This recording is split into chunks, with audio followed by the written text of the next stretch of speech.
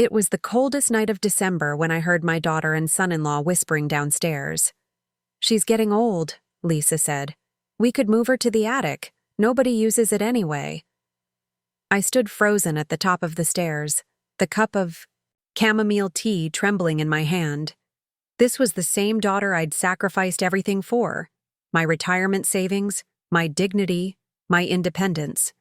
And now, at 73, I was nothing but an inconvenience to be tucked away and forgotten. Before we jump back in, tell us where you're tuning in from, and if this story touches you, make sure you're subscribed, because tomorrow I've saved something extra special for you. The morning they moved me to the attic, it was snowing. I remember watching the flakes drift past the single small window as Lisa and her husband Mark carried up my meager belongings. "It's cozy," Lisa said with a tight smile that didn't reach her eyes. "And you'll have privacy." What she meant was that I'd be out of sight. The attic had no insulation, no proper heating. Just a space heater that clicked and whirred through the night, but barely took the edge off the biting cold. I'm Edith Thompson. I once owned a beautiful 3-bedroom house in Portland where I raised Lisa as a single mother after her father abandoned us when she was just 2. I worked 60-hour weeks as a nurse, saved every penny, made sure Lisa had dance lessons, braces, and eventually college tuition. I never complained, never asked for help. I was proud of what I'd built for us. That was before the accident. Before I slipped on black ice walking to my car after a night shift, shattering my hip at 68. The medical bills devoured my savings. The prolonged recovery cost me my job. And when the bank threatened foreclosure, Lisa and Mark offered what seemed like salvation. "Move in with us, Mom. We have plenty of room." I sold my house in a rushed market, handed over $246,000 to Lisa and Mark for what they called home improvements to accommodate you. They renovated their kitchen, added a sunroom, bought a new SUV. Meanwhile, I slept in a guest room on the first floor, watching my independence fade like old wallpaper. For 5 years, I cooked their meals, cleaned their house, watched their children while they built their careers. I was useful then, but as my arthritis worsened, as my movements slowed, I became a burden. That's when the whispers started. That's when the attic became my new reality. The first night in that attic, I couldn't sleep. Not just because of the cold that seeped through my blankets, but because of the realization that had settled in my chest like a stone. I had become invisible in my own family. I lay there, listening to the sounds of laughter downstairs, the clinking of wine glasses, the muffled conversation. They hadn't even called me down for dinner. The next morning, I woke to frost on the inside of my window. My fingers were stiff, my joints screaming. I made my way down the narrow stairs to find the family at breakfast. "Oh, Mom," Lisa said, looking up briefly from her phone. "There's coffee in the pot." No one asked how I'd slept. No one noticed the pallor in my cheeks or the stiffness in my movements. That evening, as I sat at the dinner table watching Mark complain about the mortgage payment, a thought occurred to me, a dangerous, liberating thought. "You know," I said carefully, "I still have that annuity from your father's life insurance." Lisa's head snapped up. "The one that pays out when you're 75? "Yes," I nodded, taking a small sip of water. "It's not much, but it might help with the mortgage." Mark and Lisa exchanged a look that made my stomach turn. It was the most attention they'd paid me in months. "How much is it again?" Mark asked, his voice suddenly gentle. "About $180,000, I replied. The annuity was actually worth $320,000, but something told me to keep that information to myself. Later that night, as I climbed the stairs to my frigid attic, I heard Lisa's voice. 2 more years. We just need to keep her comfortable for 2 more years. I stood on those stairs, my hand gripping the railing so tight my knuckles went white. In that moment, something hardened inside me. A resolve I hadn't felt in years. I may have been old, I may have been physically diminished, but my mind was sharp as ever, and I was done being a footnote in my own life. The next morning, I called for a taxi when everyone had left the house. The driver, a kind-faced man named Saul, helped me to the car, concern evident in his eyes. "You okay, ma'am?" "You're shivering. Something fierce." "Just taking care of some business," I said, my voice steadier than I felt. "Could you take me to Riverview Credit Union, please?" When I returned home that afternoon, no one noticed I'd been gone. No one saw the small smile playing at the corners of my mouth as I climbed those attic stairs. No one knew that I had just rerouted my entire financial future. 2 days later, my old nursing colleague Vivian picked me up. "Are you sure about this, Edie?" she asked as we drove away from Lisa's house. I didn't look back as we turned the corner. I didn't need to. "More certain than I've been in years," I replied. Vivian had retired to a small senior living community in Astoria, a coastal town 3 hours away. She had a spare bedroom in her apartment, warm and bright with a view of the Columbia River. "It's yours as long as you need it," she'd said when I called.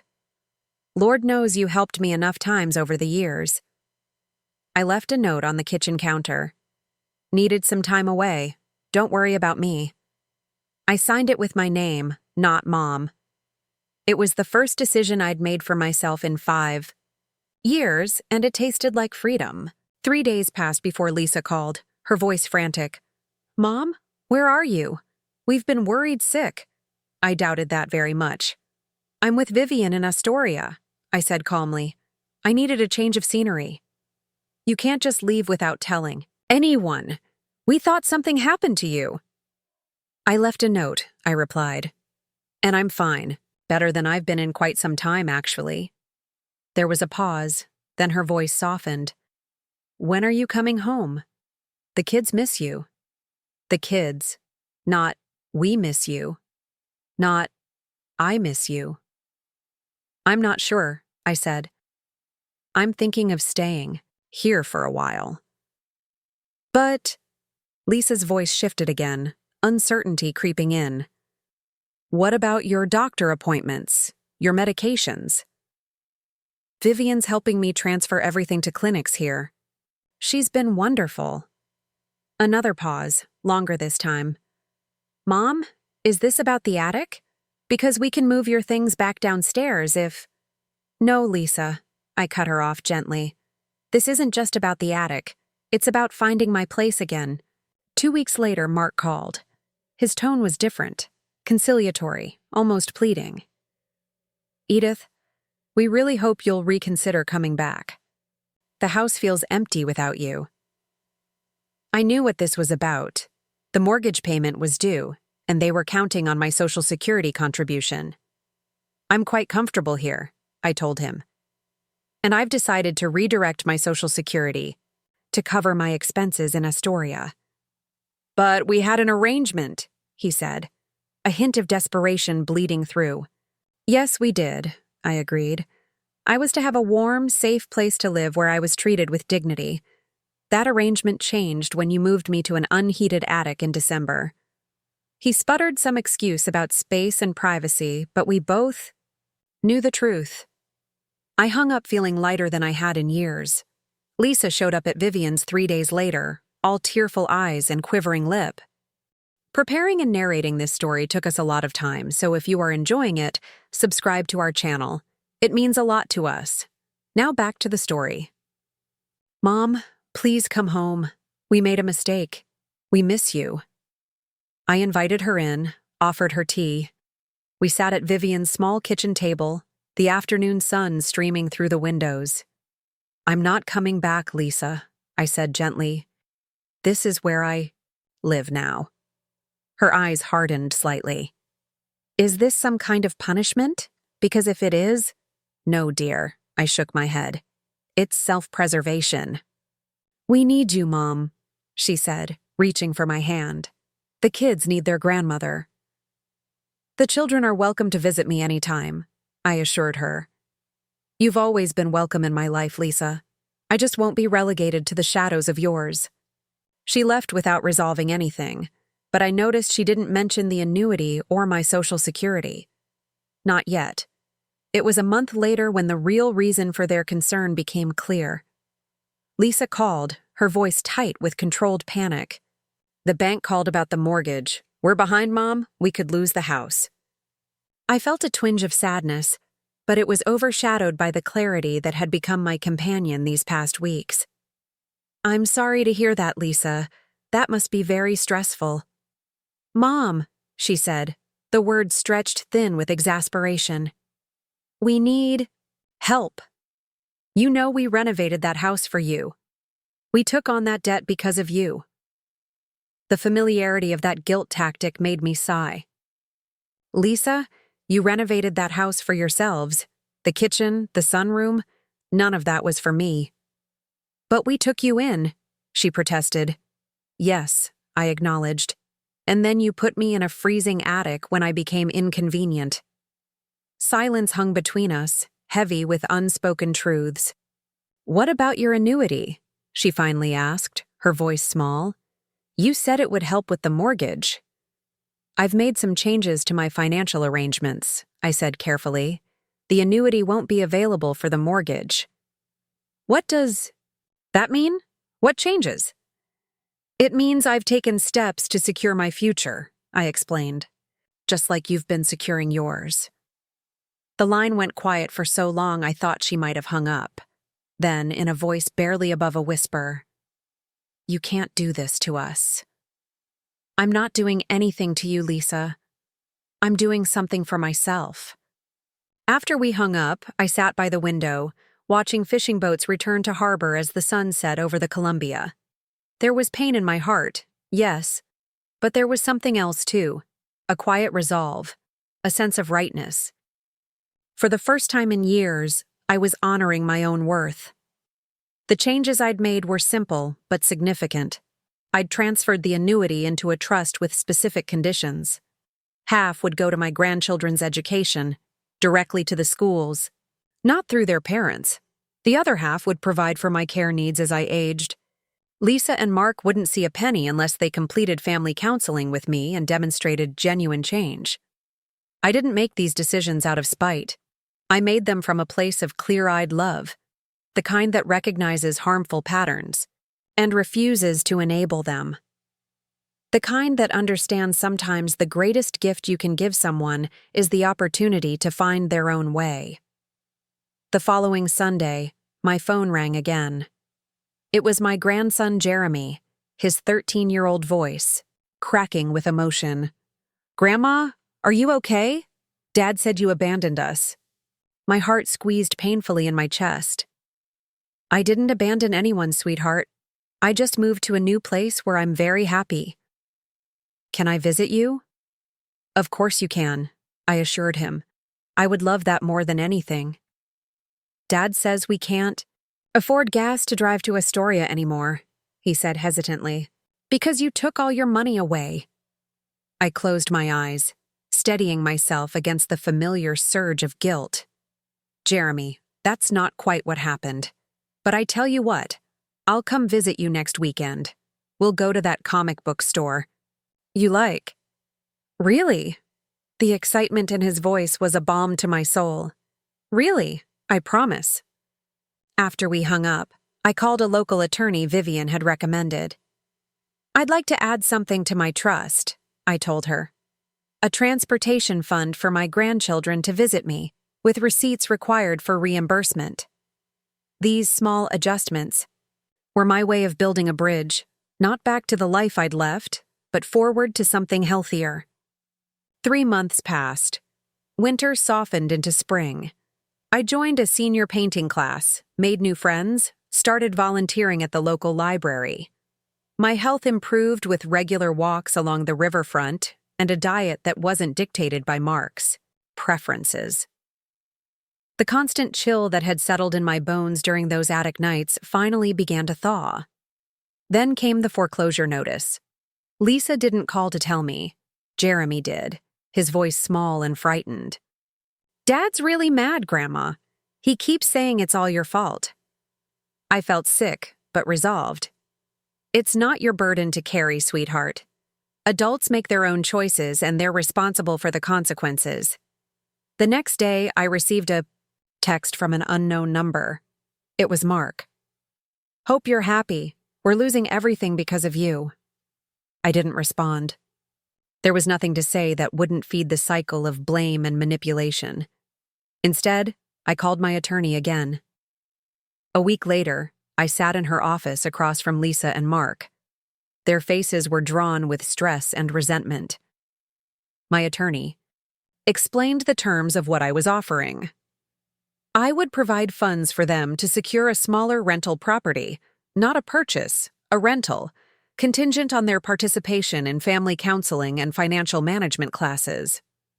This is humiliating, Mark muttered, his arms crossed tightly over his chest. More humiliating than making your elderly mother-in-law sleep in a freezing attic? My attorney asked mildly. I'd never told her that detail. Lisa must have shared it, perhaps not realizing how it would sound to an objective third party. Mark had the grace to look ashamed. Lisa stared at her hands. I'm not doing this to punish you, I said, breaking the tense silence. I'm doing this because I believe we can build something better than what we had. But it has to be built on respect. Why should we trust you? Lisa asked, finally meeting my eyes. You left without even saying goodbye. For the same reason I'm sitting here now, I replied steadily, because despite everything, you're my family, and I haven't given up on us yet. They accepted my terms. Not graciously, not gratefully, but they accepted. It was a start. The counseling sessions were difficult, raw, with years of unspoken grievances.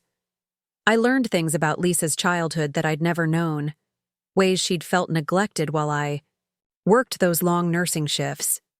Mark revealed the financial pressures he'd felt trying to maintain a lifestyle beyond their means. I shared the profound loneliness and humiliation I'd experienced in their home. There were sessions where we left in silence, too emotionally drained for pleasantries.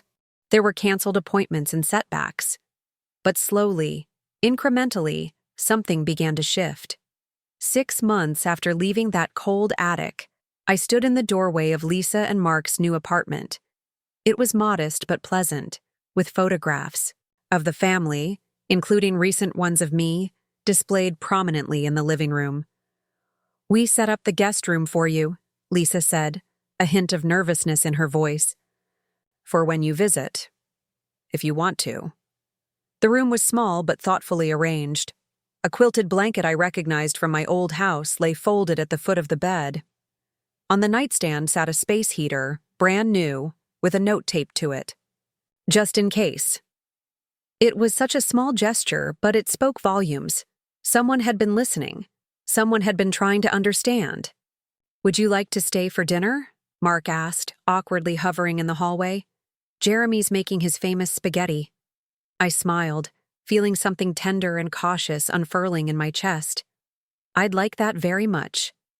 That night, as I sat at their dinner table, not as a servant, not as a burden, but as a guest, I realized that the most valuable currency in any family isn't money. It's dignity, it's mutual respect. It's the recognition that each person's comfort and well-being matters equally. I still live in Astoria with Vivian. I still control my own finances. But I visit regularly now, and when I do, I sleep in a warm room with a door that I can choose to open or close. My relationship with Lisa is different. More honest, more careful, still healing. She's learning to see me as a person, not just a mother or a resource. I'm learning to set boundaries without building walls. The trust remains in place, but I've adjusted it again, this time to include funding for Lisa to return to school. She'd always wanted to become a teacher, but set it aside when she had children. It's never too late to change direction, I told her when I shared my decision. I should know. Sometimes the greatest love we can show is in our refusal to enable harmful patterns. Sometimes the kindest gift we can give is the chance for someone to become better than they've been. And sometimes, the bravest thing we can do is walk away from what hurts us, even when it wears the face of family. That cold December night in the attic could have broken me. Instead, it became the catalyst for rebuilding not just my life, but our family, on a foundation sturdy enough to withstand both the warmth of love and the chill of accountability. As I approach my 75th birthday, I no longer fear growing older. I've learned that age doesn't diminish my worth or my right to dignity. If anything, these extra years have given me the wisdom to recognize when my compassion was being exploited and the courage to do something about it. These days, when I look in the mirror, I see more than an aging woman with silver hair and lines etched by time. I see someone who refused to disappear. Someone who taught her family and herself that love without respect isn't really love at all. It's just another form of captivity. Last week, Lisa called just to chat. Not to ask for money, not to make demands, just to share her day and hear about mine. It was a small thing, but in its ordinariness lay its significance. We're learning a new language together, one phrase at a time. "Mom," she said before hanging up, her voice suddenly serious, "I'm sorry about the attic. I really am." "I know," I replied, and I meant it. That night, I stood by my window watching stars appear over the Columbia River. The water reflected their light, doubling their brilliance against the darkness. I thought about how much of life is like that, how pain and joy mirror each other, how endings become beginnings if we're brave enough to keep our eyes open. I didn't freeze my family's access to my financial support to punish them. I did it to create the possibility of something authentic in its place. Something that couldn't be bought or sold or leveraged for gain. Something worthy of the word family. And standing there in the gentle warmth of my chosen home, watching the stars multiply across the sky, I knew with absolute certainty that it was worth it. All of it. The cold nights, the painful conversations, the uncertain future. Every step had led me here to this moment of quiet strength. "Thank you," I whispered to no one and everyone at once. "Thank you for the cold that taught me to seek warmth on my own terms." Then I turned from the window, back to the life I had built for myself, back to the hard-won peace that had become my most treasured possession. A peace no attic, no matter how cold, could ever take away again.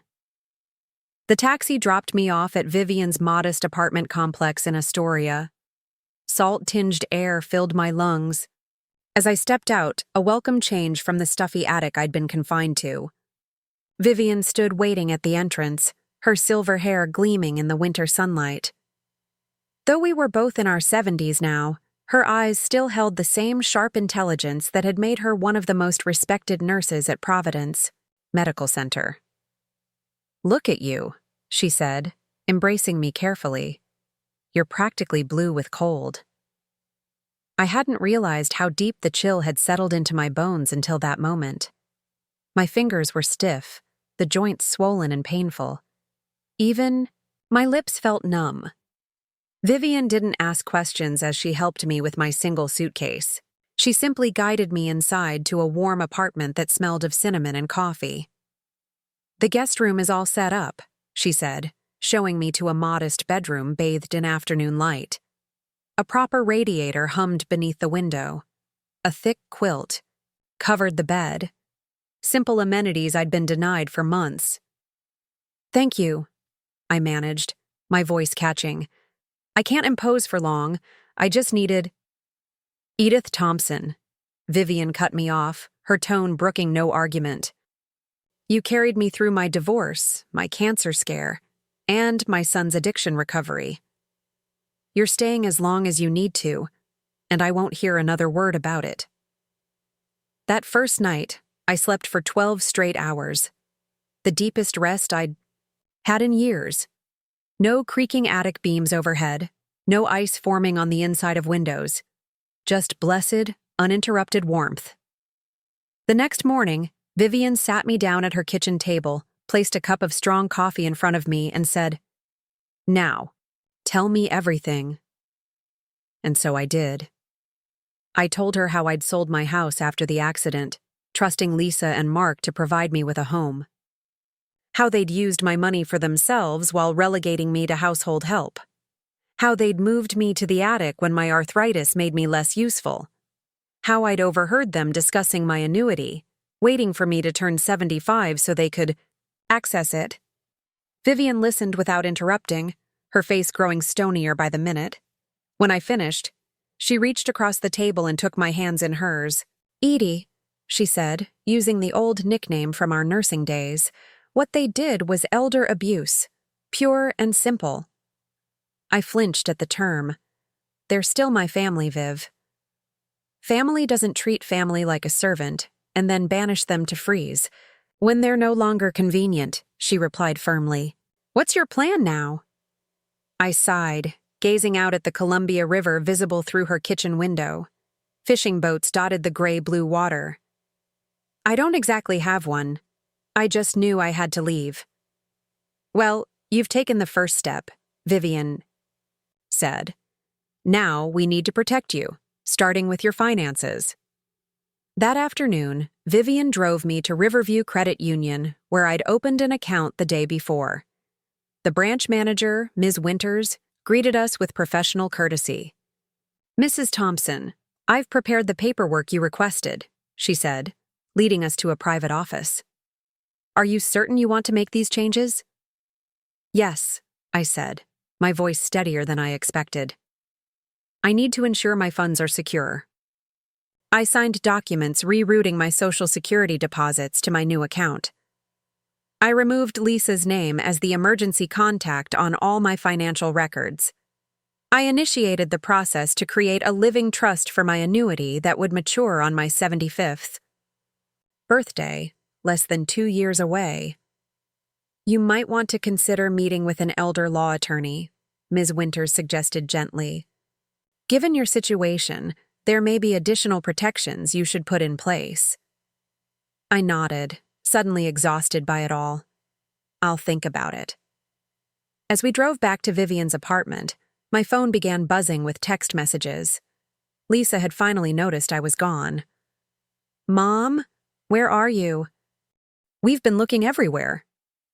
"Mom, this isn't funny. Call me back immediately." "If you don't answer in the next hour, we're calling the police to report you missing."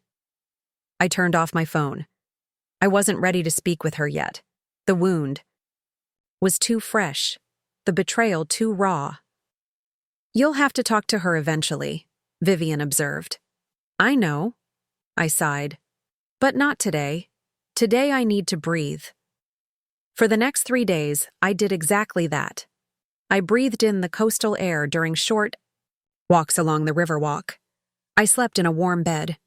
I ate meals I chose myself, not leftovers from Lisa and Mark's dinner plates. I began to remember who I was before I became an inconvenience to my daughter's family. When I finally turned my phone back on, there were 17 missed calls and 32 text messages, increasingly frantic. I left a brief voicemail for Lisa. "I'm safe. I'm with Vivian in Astoria. I need some time." Then I turned the phone off again. That evening, Vivian introduced me to her neighbor, Eleanor, a retired librarian who ran a book club for seniors at the community center. "You should join us," Eleanor urged. "We're reading Louise Penny this month. Nothing like a good mystery. To take your mind off your troubles." I hesitated. "I don't know if I'll be staying long enough." "Edith," Vivian interjected firmly, "you're not going back to that attic. Not ever." "I can't impose on you indefinitely," I protested. "Who said anything about imposing?" Vivian countered. "There's a 1-bedroom apartment opening up next month in this building. The rent is reasonable, especially if you're receiving your full Social Security again." "I haven't lived on my own in years," I said, uncertainty creeping into my voice. Eleanor laughed, a warm sound that filled the room. "Honey, this building is full of people in their 70s and 80s living independently. We look out for each other. It's not like you'd be alone." For the first time in years, I allowed myself to imagine a different future, One where I wasn't dependent on Lisa's grudging hospitality. One where I made my own choices. The thought was both terrifying and exhilarating. A week after my escape, Lisa and Mark showed up unannounced at Vivian's apartment. I was alone, Vivian having gone to her water aerobics class. The doorbell rang, and through the peephole, I saw my daughter's face, tear-streaked and indignant. My hand trembled on the doorknob. Part of me wanted to pretend I wasn't home, but I was done hiding. "Hello, Lisa," I said, opening the door but not stepping aside to let them in. "Mom!" she cried, moving to embrace me. I stiffened, and she stopped short, hurt flashing across her face. "What's going on? Why did you just leave like that?" Mark stood behind her, his expression a mixture of concern and calculation. "Everyone's worried sick, Edith. The kids keep asking where Grandma went." "May we come in?" Lisa asked, already trying to edge past me. I hesitated, then stepped aside. This conversation was long overdue. They sat awkwardly on Vivian's flowered sofa while I took the armchair across from them. For a moment, no one spoke. The ticking of Vivian's grandfather clock filled the silence. "Why did you leave without saying anything?" Lisa finally asked, her voice small. I regarded her steadily. "Would you have listened if I had?" "Of course," she insisted. "Really?" I raised an eyebrow. "When was the last time you actually listened?" "To anything I said, Lisa. When I told you the attic was too cold for my arthritis? When I asked to have dinner with the family instead of eating alone? When I mentioned that my medications were making me dizzy and I was afraid of falling on those steep attic stairs?" Lisa's cheeks flushed. "You're exaggerating. It wasn't that bad." "There was ice on the inside of my window," I said quietly. "I could see my breath when I woke up. I had to sleep in 2 sweaters and a hat." Mark shifted uncomfortably. "We would have gotten a better heater if you'd said something." I turned to him, my patience wearing thin. "I did say something, Mark. Multiple times. You told me the electricity bill was already too high and I should wear more layers." Lisa's eyes darted to Mark, surprise evident in her expression. Apparently, he hadn't shared that particular conversation with her.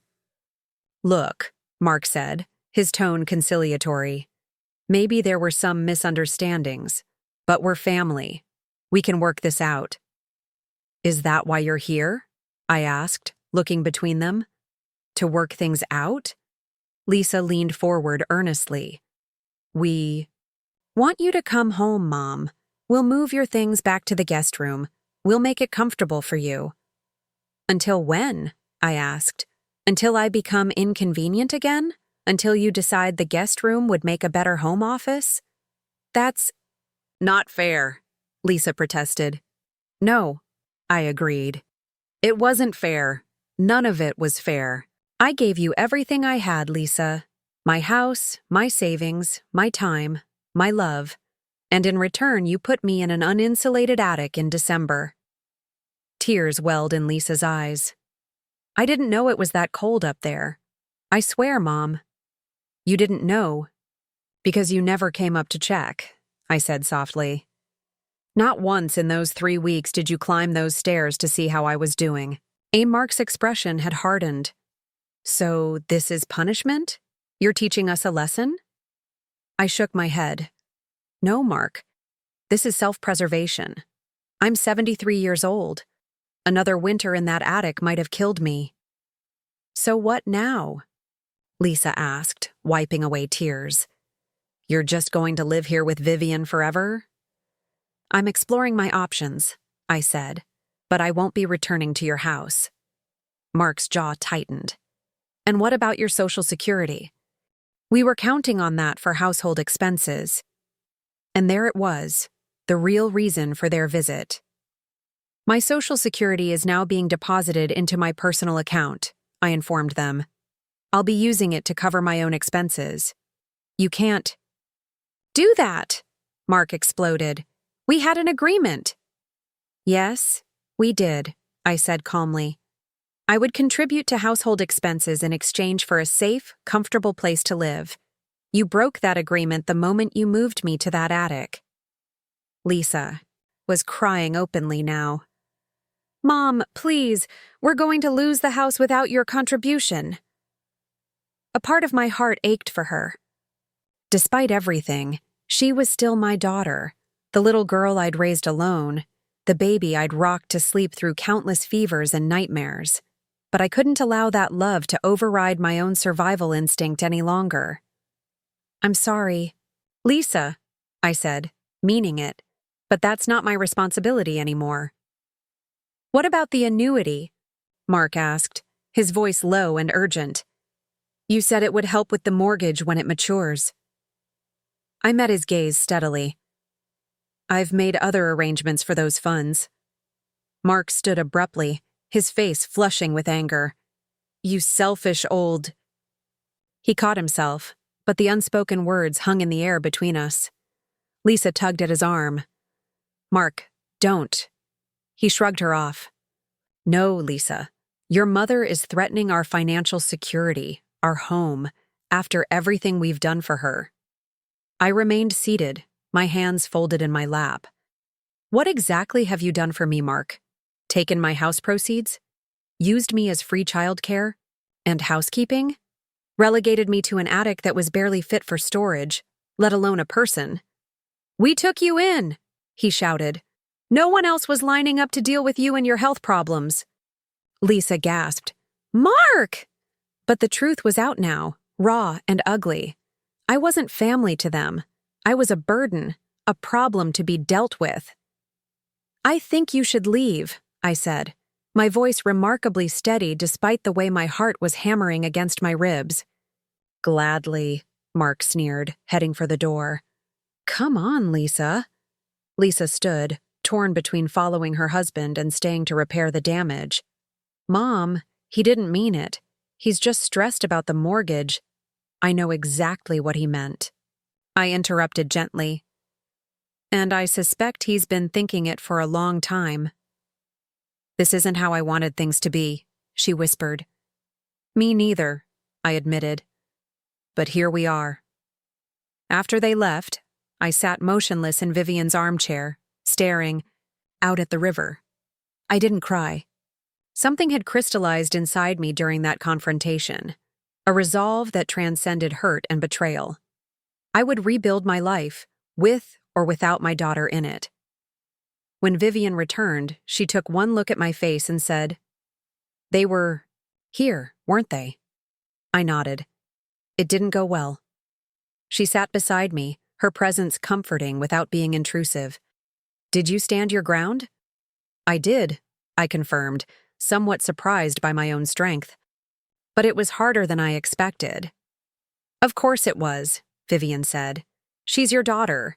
You raised her. You love her. I do, I agreed. But I can't sacrifice myself for that love anymore. Vivian squeezed my hand. That's called having boundaries, Edie. It's healthy, even if it doesn't feel good right now. The next day, I called the number of an elder law attorney Vivian had recommended. Patricia Goldstein had a reputation for being thorough and protective of her clients. Her office was located in downtown Astoria, a historic building with a view of the bridge. Patricia was younger than I expected, perhaps in her early 50s, with keen eyes behind stylish glasses. She listened carefully as I explained my situation, taking notes and occasionally asking clarifying questions. Unfortunately, what you're describing is more common than you might think, she said when I finished. Financial exploitation of elders by family members is an epidemic. I don't want to paint my daughter as a villain, I said, feeling defensive despite everything. She's not a bad person. She just made bad choices. Patricia nodded. I understand. Most of these situations aren't black and white. But regardless of intent, you need protection, and that's where I come in. Over the next 2 hours, we outlined a comprehensive plan. First, a revocable living trust for my annuity and remaining assets, with specific conditions for distribution. Second, A durable power of attorney for healthcare decisions, naming Vivian rather than Lisa as my agent. Third, a formal agreement regarding any future financial support I might provide to Lisa and Mark, with clear terms and consequences. What about my grandchildren? I asked. I don't want to punish them for their parents' actions. Patricia tapped her pen thoughtfully. We can create educational trusts for them that bypass their parents entirely. The money would go directly to accredited institutions when they're ready for college or vocational training. As I signed the various documents, I felt a peculiar mixture of sadness and liberation. These legal safeguards were necessary, but they represented a fundamental breakdown of trust between me and my daughter. One last thing, Patricia said as our meeting concluded. I'd like you to document everything that happened in your daughter's home.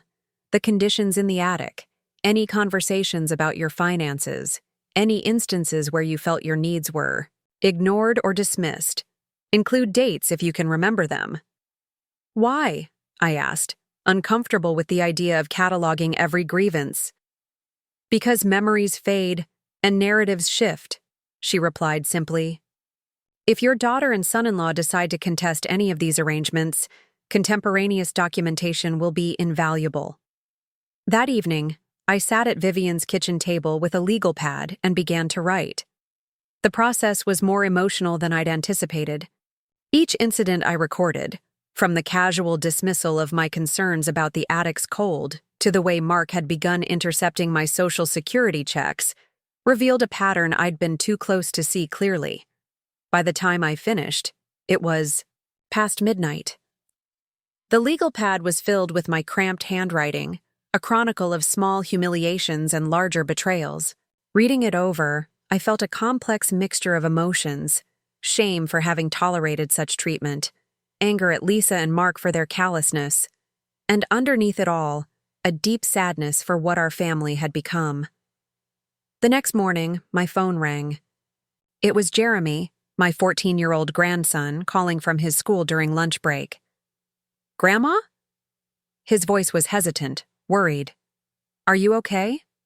Dad says you've gone crazy and you're trying to make us homeless. My heart clenched. Jeremy, I'm fine. I'm staying with my old friend Vivian. And no, I'm not trying to make anyone homeless. Then why won't you come home? And why did you take your money away? Dad says we can't pay the mortgage without it. I closed my eyes, gathering my thoughts. How could I explain the complexities of this situation to a 14-year-old without vilifying his parents? Jeremy, sometimes adults have disagreements about living arrangements and finances. I began carefully. I wasn't comfortable in the attic anymore, especially during winter. The attic? He sounded confused. Dad said you had the guest room. My breath caught. Jeremy, I was moved to the attic 3 weeks before Christmas. Didn't you notice? A pause. I thought you were just staying up there because you wanted privacy or something. Nobody said you had to be there. The realization that my own grandson hadn't known about my living conditions struck me like a physical blow. How much else had been hidden from the children? Well, it was very cold up there, I said, keeping my voice level. And my arthritis gets worse in the cold. I needed to be somewhere warmer. But why can't you just come back to the main part of the house? He asked, the simple logic of youth cutting through the adult complications. It's more complicated than that, I said. But I want you to know that none of this is your fault and I love you very much. Dad says we might have to move to an apartment, Jeremy continued. He says it's because you're being selfish. I swallowed hard. Your parents made financial decisions based on having my contribution to the household. Now that I'm not living there, they need to adjust those decisions. I don't want to move, he said, his voice small. All my friends are in our neighborhood. I know, sweetheart, I sighed. Change is hard, but sometimes it's necessary.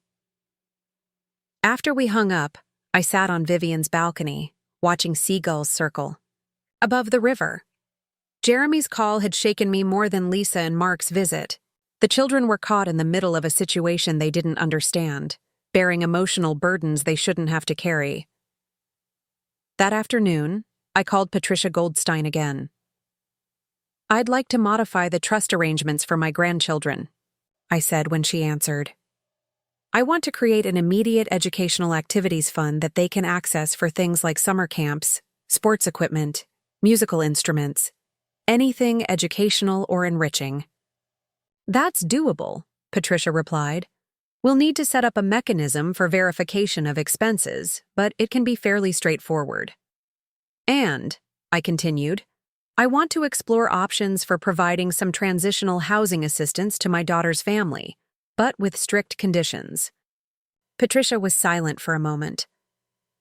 "Are you sure about this, Edith? You were quite adamant yesterday about maintaining your financial boundaries." "I'm not doing this for Lisa and Mark," I explained. "I'm doing it for the children. They shouldn't have to suffer for their parents' mistakes." 2 days later, I met with Patricia again to sign the additional paperwork. The new arrangement would provide a 6-month transitional housing stipend, paid directly to a landlord, not to Lisa and Mark, contingent upon their participation in both family counseling and financial management classes. "This is very generous," Patricia observed as I signed the final document, "especially given the circumstances." I shook my head. "It's not generosity, it's responsibility. Those children are innocent in all this. And despite everything, Lisa is still my daughter. I won't see her homeless if I can prevent it." "You're a remarkable woman, Edith Thompson," Patricia said with genuine admiration. I smiled wryly. "I'm just a mother who's finally learned that love sometimes means saying no." That evening, Vivian and I sat on her balcony, watching the sunset paint the Columbia River in shades of gold and crimson. I'd been in Astoria for nearly 2 weeks now, and already the coastal town felt more like home than Lisa's house ever had. "I called about that apartment," Vivian mentioned casually. "The 1-bedroom on the 3rd floor. It's available at the end of the month if you're interested." I hesitated. "I don't know if I'm ready to commit to staying permanently." Vivian gave me a knowing look. "You're still hoping for reconciliation with Lisa, aren't you?" "Is that foolish of me?" I asked. "No," she said gently. "It's human. She's your daughter. But Edie, you need to prepare for the possibility that she won't change, at least not quickly or easily." I nodded, acknowledging the truth in her words. "I'll look at the apartment tomorrow." The unit was modest but charming. A small 1-bedroom with a kitchenette and a living room that featured a large window overlooking the river. The building had an elevator, laundry facilities, and a community room where residents gathered for weekly movie nights and card games. "The rent includes all utilities except phone and internet," the manager explained. "And there's a nurse who visits the building twice a week for basic health checks if you're interested." I walked slowly through the space, envisioning what it would be like to make it my own. I could put my reading chair by the window, hang my collection of botanical prints on the wall, perhaps even get a small cat for company. "I'll take it," I decided, a sense of rightness settling over me. "When can I move in?" As I signed the lease, I realized I'd need to retrieve my belongings from Lisa's house. The thought of facing her and Mark again made my stomach knot, but it had to be done. Vivian offered to accompany me. "You shouldn't have to do this alone," she insisted. We drove to Portland the following Saturday morning. The familiar suburban neighborhood where Lisa and Mark lived looked exactly as I remembered. Neat lawns and identical 2-story homes lining the quiet streets. My heart pounded as Vivian parked in the driveway. Lisa opened the door before we could ring the bell. Her eyes were red-rimmed, her hair disheveled. Behind her, I could see boxes stacked in the foyer. "Mom," she said flatly, "you're here for your things, I guess?" I nodded.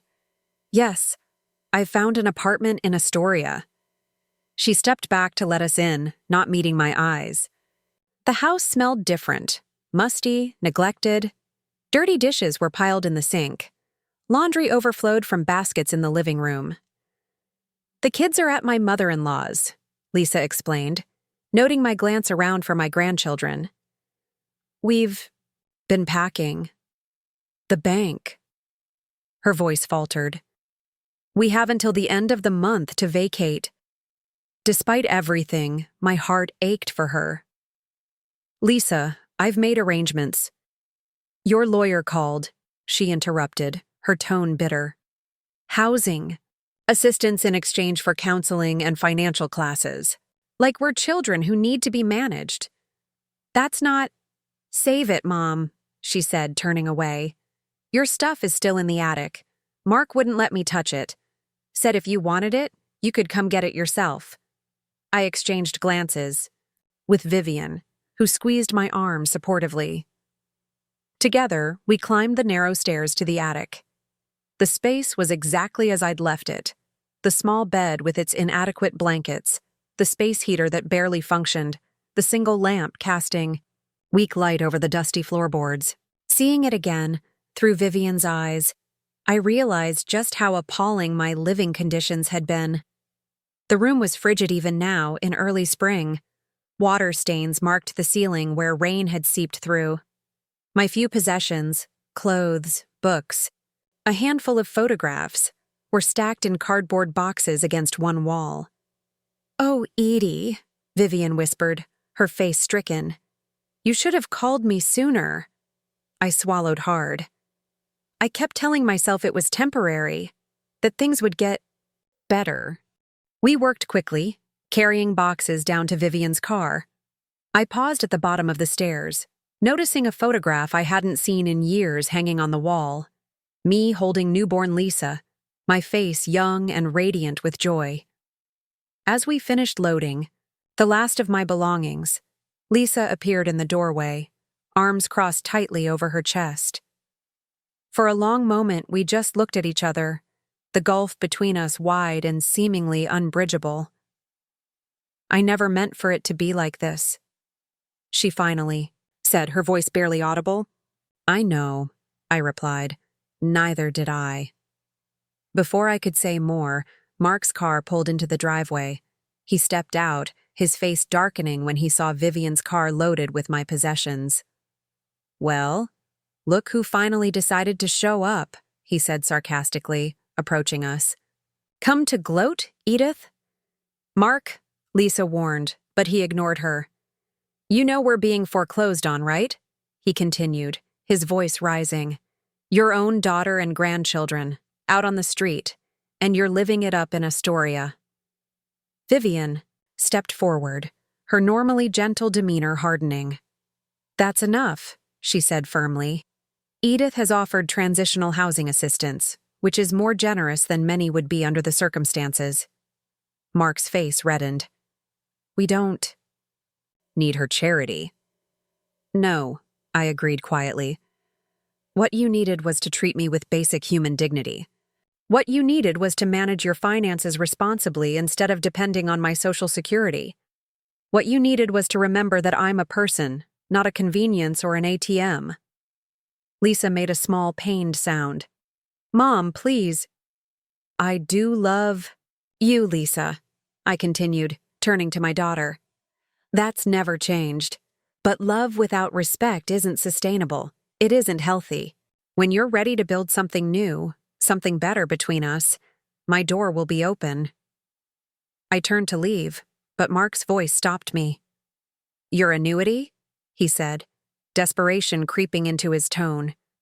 "When it matures, is going into trusts for my grandchildren's education and my long-term care," I finished for him.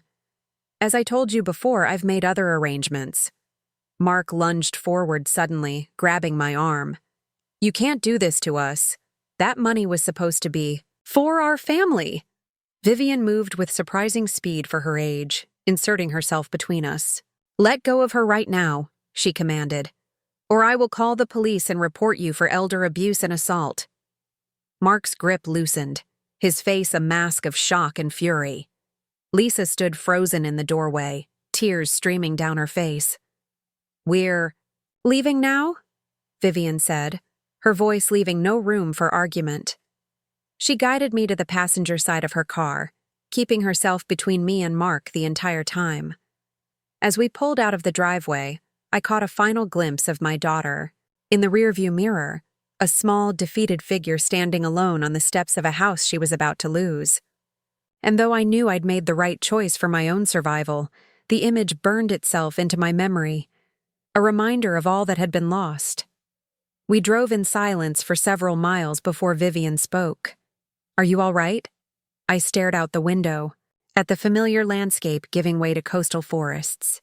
"No," I admitted, "but I will be."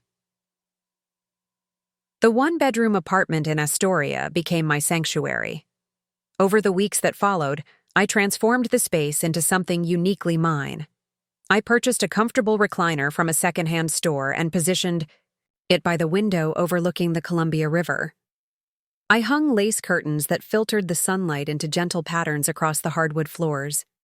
I filled a small bookshelf with mysteries and historical novels I'd been wanting to read for years. Most importantly, I established routines that honored my needs rather than someone else's convenience. I woke when my body was ready, not when. I needed to prepare breakfast for others. I took warm baths in the evening to ease my arthritis. I joined Vivian's water aerobics class at the community center, gradually rebuilding strength in my joints. The transformation wasn't just in my living situation. I felt myself changing too, straightening like a plant that had been bent toward someone else's light for too long. My voice grew stronger in conversations. I started expressing preferences without apology. I began to recognize the woman I'd been before the accident, before I'd surrendered my independence to Lisa and Mark. One morning in late April, I was returning from the grocery store when I noticed a familiar car parked outside my building. My stomach tightened as I recognized Lisa's blue sedan. She was sitting behind the wheel, her head down, seemingly gathering courage. I considered turning around, avoiding the confrontation, but something in her posture, slumped, defeated, made me continue forward.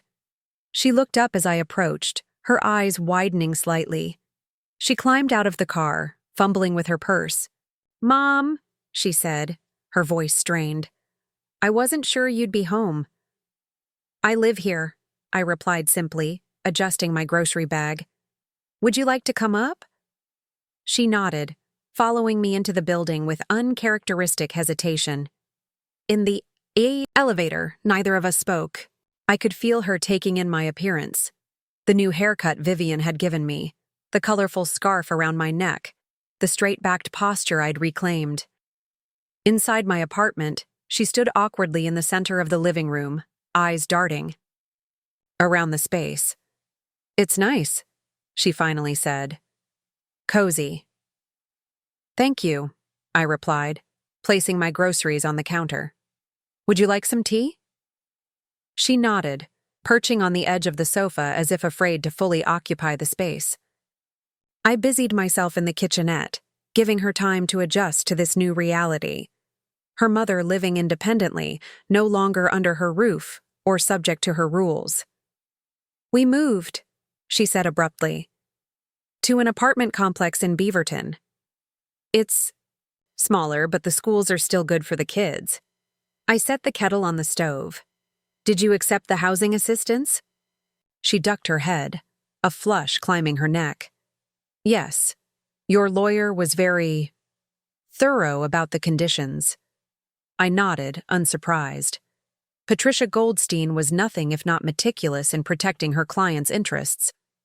"The financial management classes," Lisa continued, "they've been eye-opening. I didn't realize how much debt we were carrying. Mark's been using credit cards to cover gaps for years." "And the counseling?" I asked, reaching for mugs from the cabinet. She fidgeted with a loose thread on her sleeve. "We've had 3 sessions. It's hard. Mark didn't want to go at first. He said it was humiliating.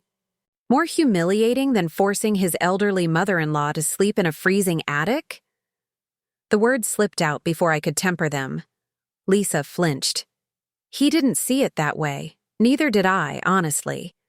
Not until the counselor made us really think about it. She asked how we would feel if someone treated us that way when we're older.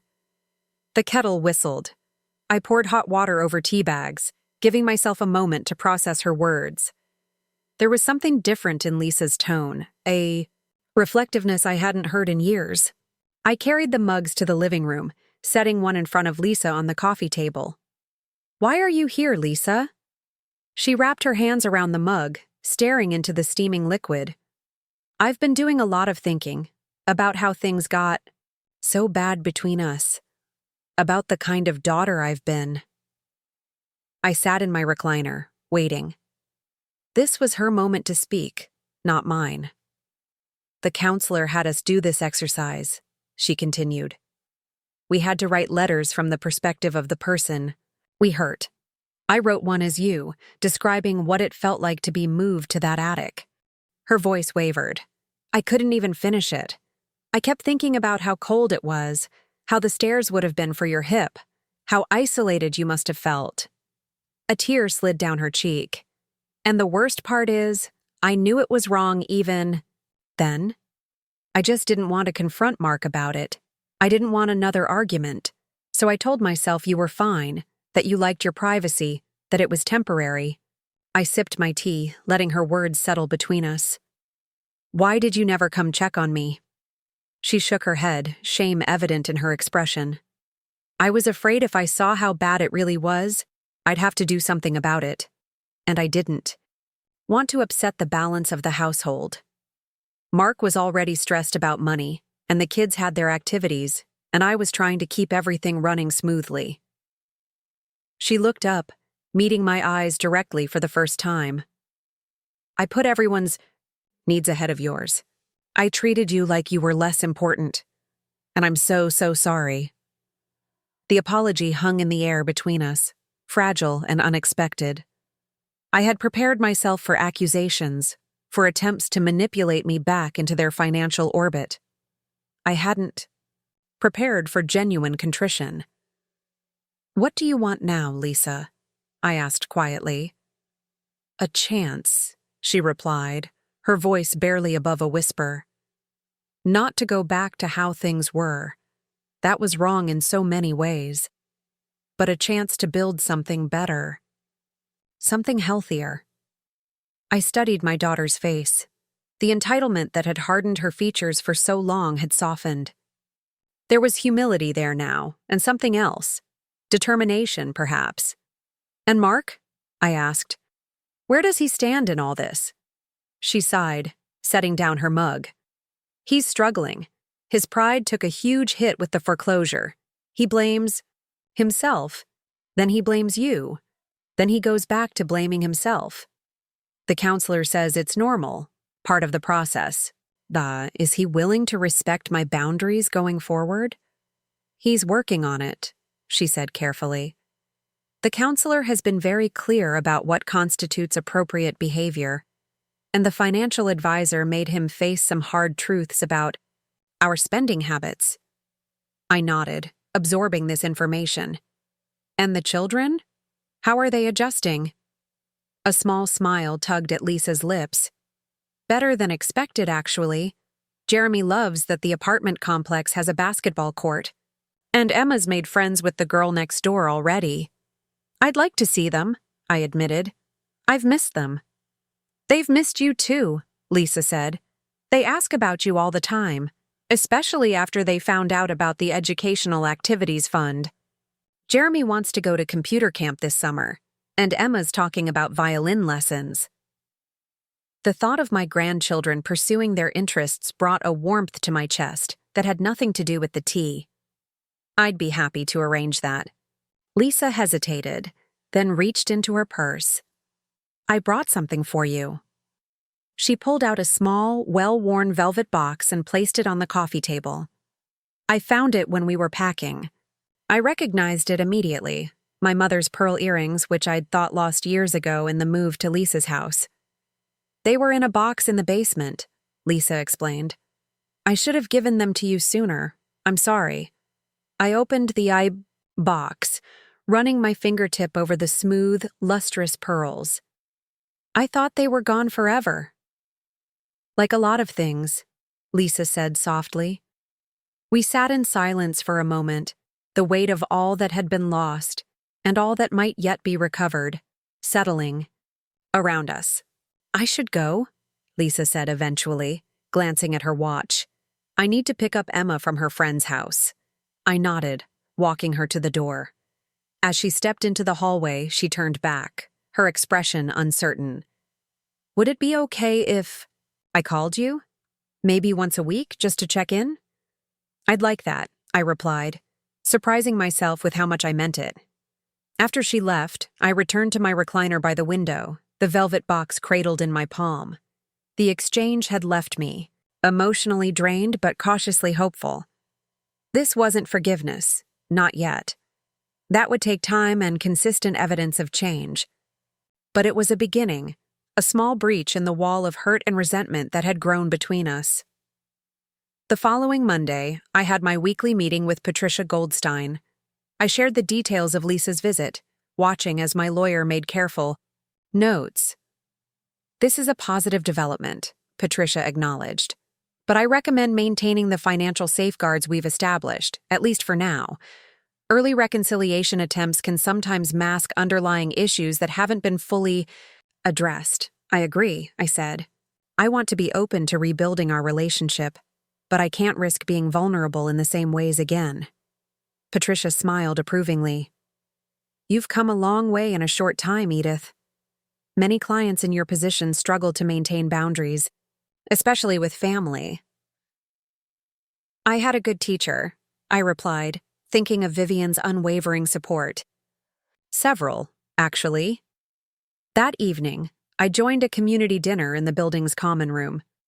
What had once felt like an intimidating social challenge now felt comfortable. I chatted with Eleanor about the latest book club selection and traded gardening tips with Mr. Abernathy, who maintained the building's small rooftop garden. There's a spot open in the garden committee, Eleanor mentioned as we helped clear the tables after dinner. We could use someone with your eye for color combinations. I haven't gardened in years, I demurred.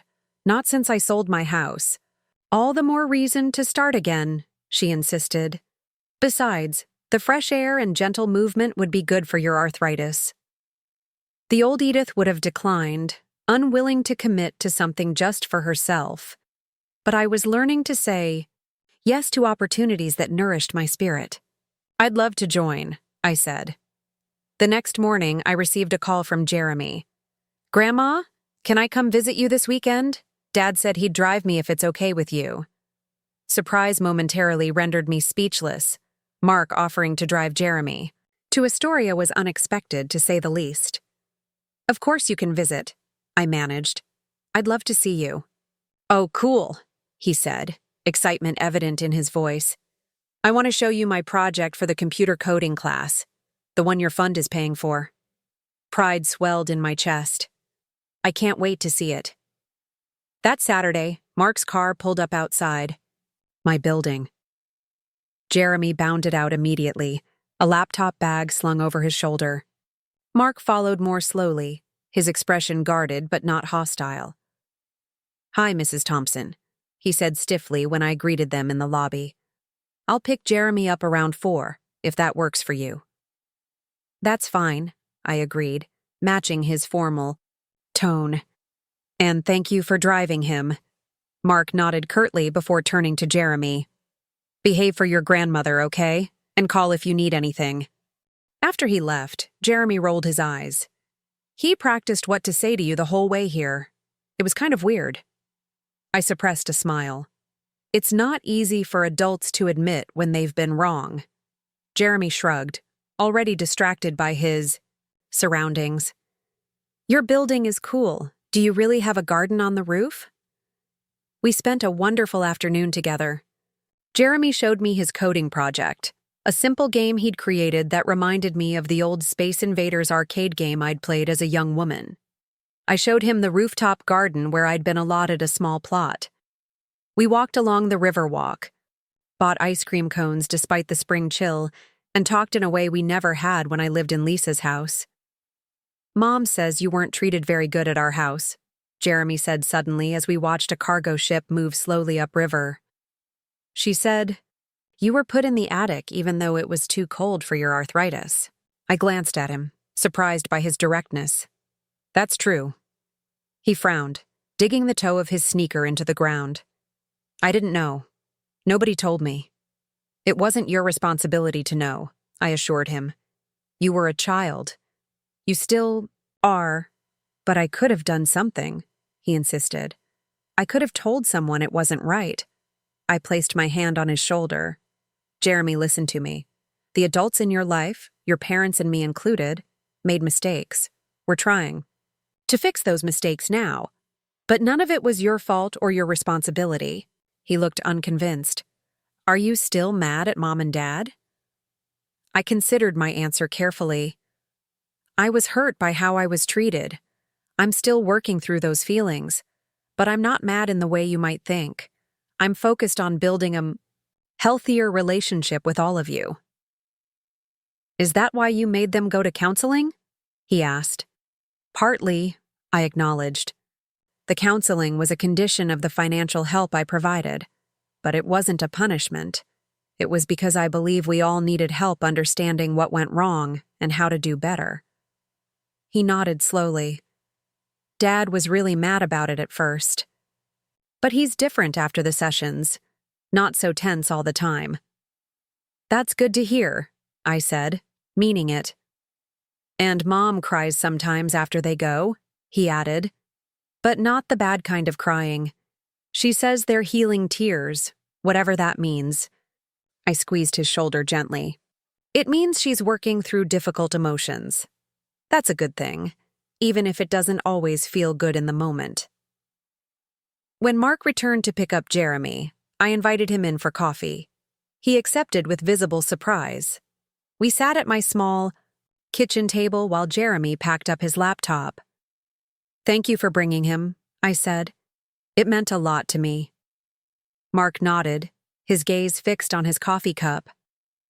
"Lisa thought it was important. For healing," she said. "And what do you think?" I asked. He looked up, startled by the direct question. "I think?" he began, then paused, seemingly searching for words. "I think I've been blaming you for problems that were mostly my creation." The admission clearly cost him. His knuckles were white around the coffee cup, his jaw tight. "The financial advisor showed us the numbers," he continued. "How much we were overspending. How much debt we'd accumulated even before the housing market turned. It wasn't sustainable, with or without your Social Security contribution." I nodded, letting him speak without interruption. "I convinced myself we were doing you a favor by taking you in," he said. "That justified everything, using your house. Money for renovations we wanted, expecting you to handle childcare and housekeeping even." He faltered. "Even putting me in the attic," I finished for him. He had the grace to look ashamed. "Yes, that was inexcusable. Lisa told me it was too cold up there, but I dismissed her concerns. I said you hadn't complained." "I did complain," I reminded him. "Several times." "I know," he acknowledged. "I didn't listen. I didn't want to hear it, because addressing it would have meant spending money we didn't have on proper insulation or heating. It was easier to ignore the problem." His honesty, however belated, was startling. This wasn't the defensive, manipulative Mark I'd come to know. This was someone finally confronting the consequences of his actions. "I'm not asking for forgiveness," he added quickly. "I don't deserve that yet. But I wanted you to know that I understand what I did wrong, and I'm working to be better." Before I could respond, Jeremy returned from the bathroom. The moment for further conversation had passed, but something had shifted between Mark and me. Not reconciliation exactly, but a mutual recognition of truth. As they were leaving, Mark paused at the door. "Lisa mentioned you might be willing to see Emma, too. Maybe next weekend?" "I'd like that very much," I said. Over the following weeks, a new pattern emerged. My grandchildren visited regularly, sometimes with Lisa, sometimes with Mark. We went to the Maritime Museum, fed seals at the harbor, explored tide pools during low tide. These outings were precious to me, untainted by the dynamics that had poisoned my relationship with their parents. Lisa called every Sunday evening without fail. Our conversations were cautious at first, skimming the surface of our lives. Gradually, they deepened. She shared her struggles adjusting to their reduced circumstances, her guilt over how she'd treated me, her fears for the future. I spoke of my new life in Astoria, my friendships with the other residents, my slow but steady physical improvements, thanks to regular exercise and proper heating. One Sunday in late May, she asked, "Would you be willing to meet with our counselor? She thinks a joint session might be helpful." I hesitated. Our reconciliation was still fragile, the wound still tender. What would that involve? Just talking with her guidance, Lisa explained. She suggested a technique called healing circles, where each person speaks their truth without interruption, then listens to others do the same. Would Mark be there? Yes, she confirmed. He's been doing individual sessions as well as our couples counseling. The anger management techniques have been really helpful for him. I thought about Patricia Goldstein's cautious approach to our reconciliation. She would advise proceeding slowly, maintaining clear boundaries. "Let me think about it," I told Lisa. "I'll call you midweek with my decision." After we hung up, I called Vivian to discuss the invitation. As always, she offered clear-eyed perspective. "Do you feel ready to hear their side without becoming defensive?" she asked. "And can you express your hurt without holding back out of fear or guilt?" "I'm not sure," I admitted. "Then take your time," she advised. Reconciliation isn't a race. It happens when all parties are genuinely ready. I also consulted with Patricia, who suggested a preliminary meeting with the counselor alone before committing to a joint session. This way, you can assess their approach and clarify your boundaries in advance, she explained. It's a safety measure, not a lack of trust. Following her advice, I arranged to meet with Dr. Merrill, the family counselor, the following Wednesday. Her office was in downtown Portland, requiring a lengthy bus ride from Astoria, but I found I didn't mind the journey. There was something liberating about traveling independently, watching the scenery change from coastal forests to urban landscapes. Dr. Merrill was a soft-spoken woman with attentive eyes and a calming presence. "Thank you for meeting with me, Mrs. Thompson," she said, gesturing to a comfortable chair in her office. "Lisa speaks of you with great respect." "That's a recent development," I noted, settling into the chair. Dr. Merrill smiled. "Yes, she's been very forthcoming about the dynamics that led to your current situation. I must say, the work she and Mark have been doing is quite remarkable." "In what way?" I asked, curious despite my lingering skepticism. "They've moved beyond the initial blame and defensiveness that often characterizes family conflicts," she explained. "They're taking genuine responsibility for their actions, particularly regarding how you were treated in their home." "And Mark?" I pressed. "Lisa mentioned he's working on anger management." Dr. Merrill nodded. "Mark has made significant progress in recognizing how financial stress triggers his controlling behaviors. He's learning healthier coping mechanisms and communication skills." "I appreciate your candor," I said, "but I need to be clear about my boundaries. I'm open to reconciliation, but I won't put myself in a position to be manipulated or mistreated." Again, "That's perfectly reasonable," Dr. Merrill assured me. "In fact, it's essential for healthy family functioning that each member's boundaries are respected." We spent the next hour discussing the proposed joint session, its structure, goals, and safeguards.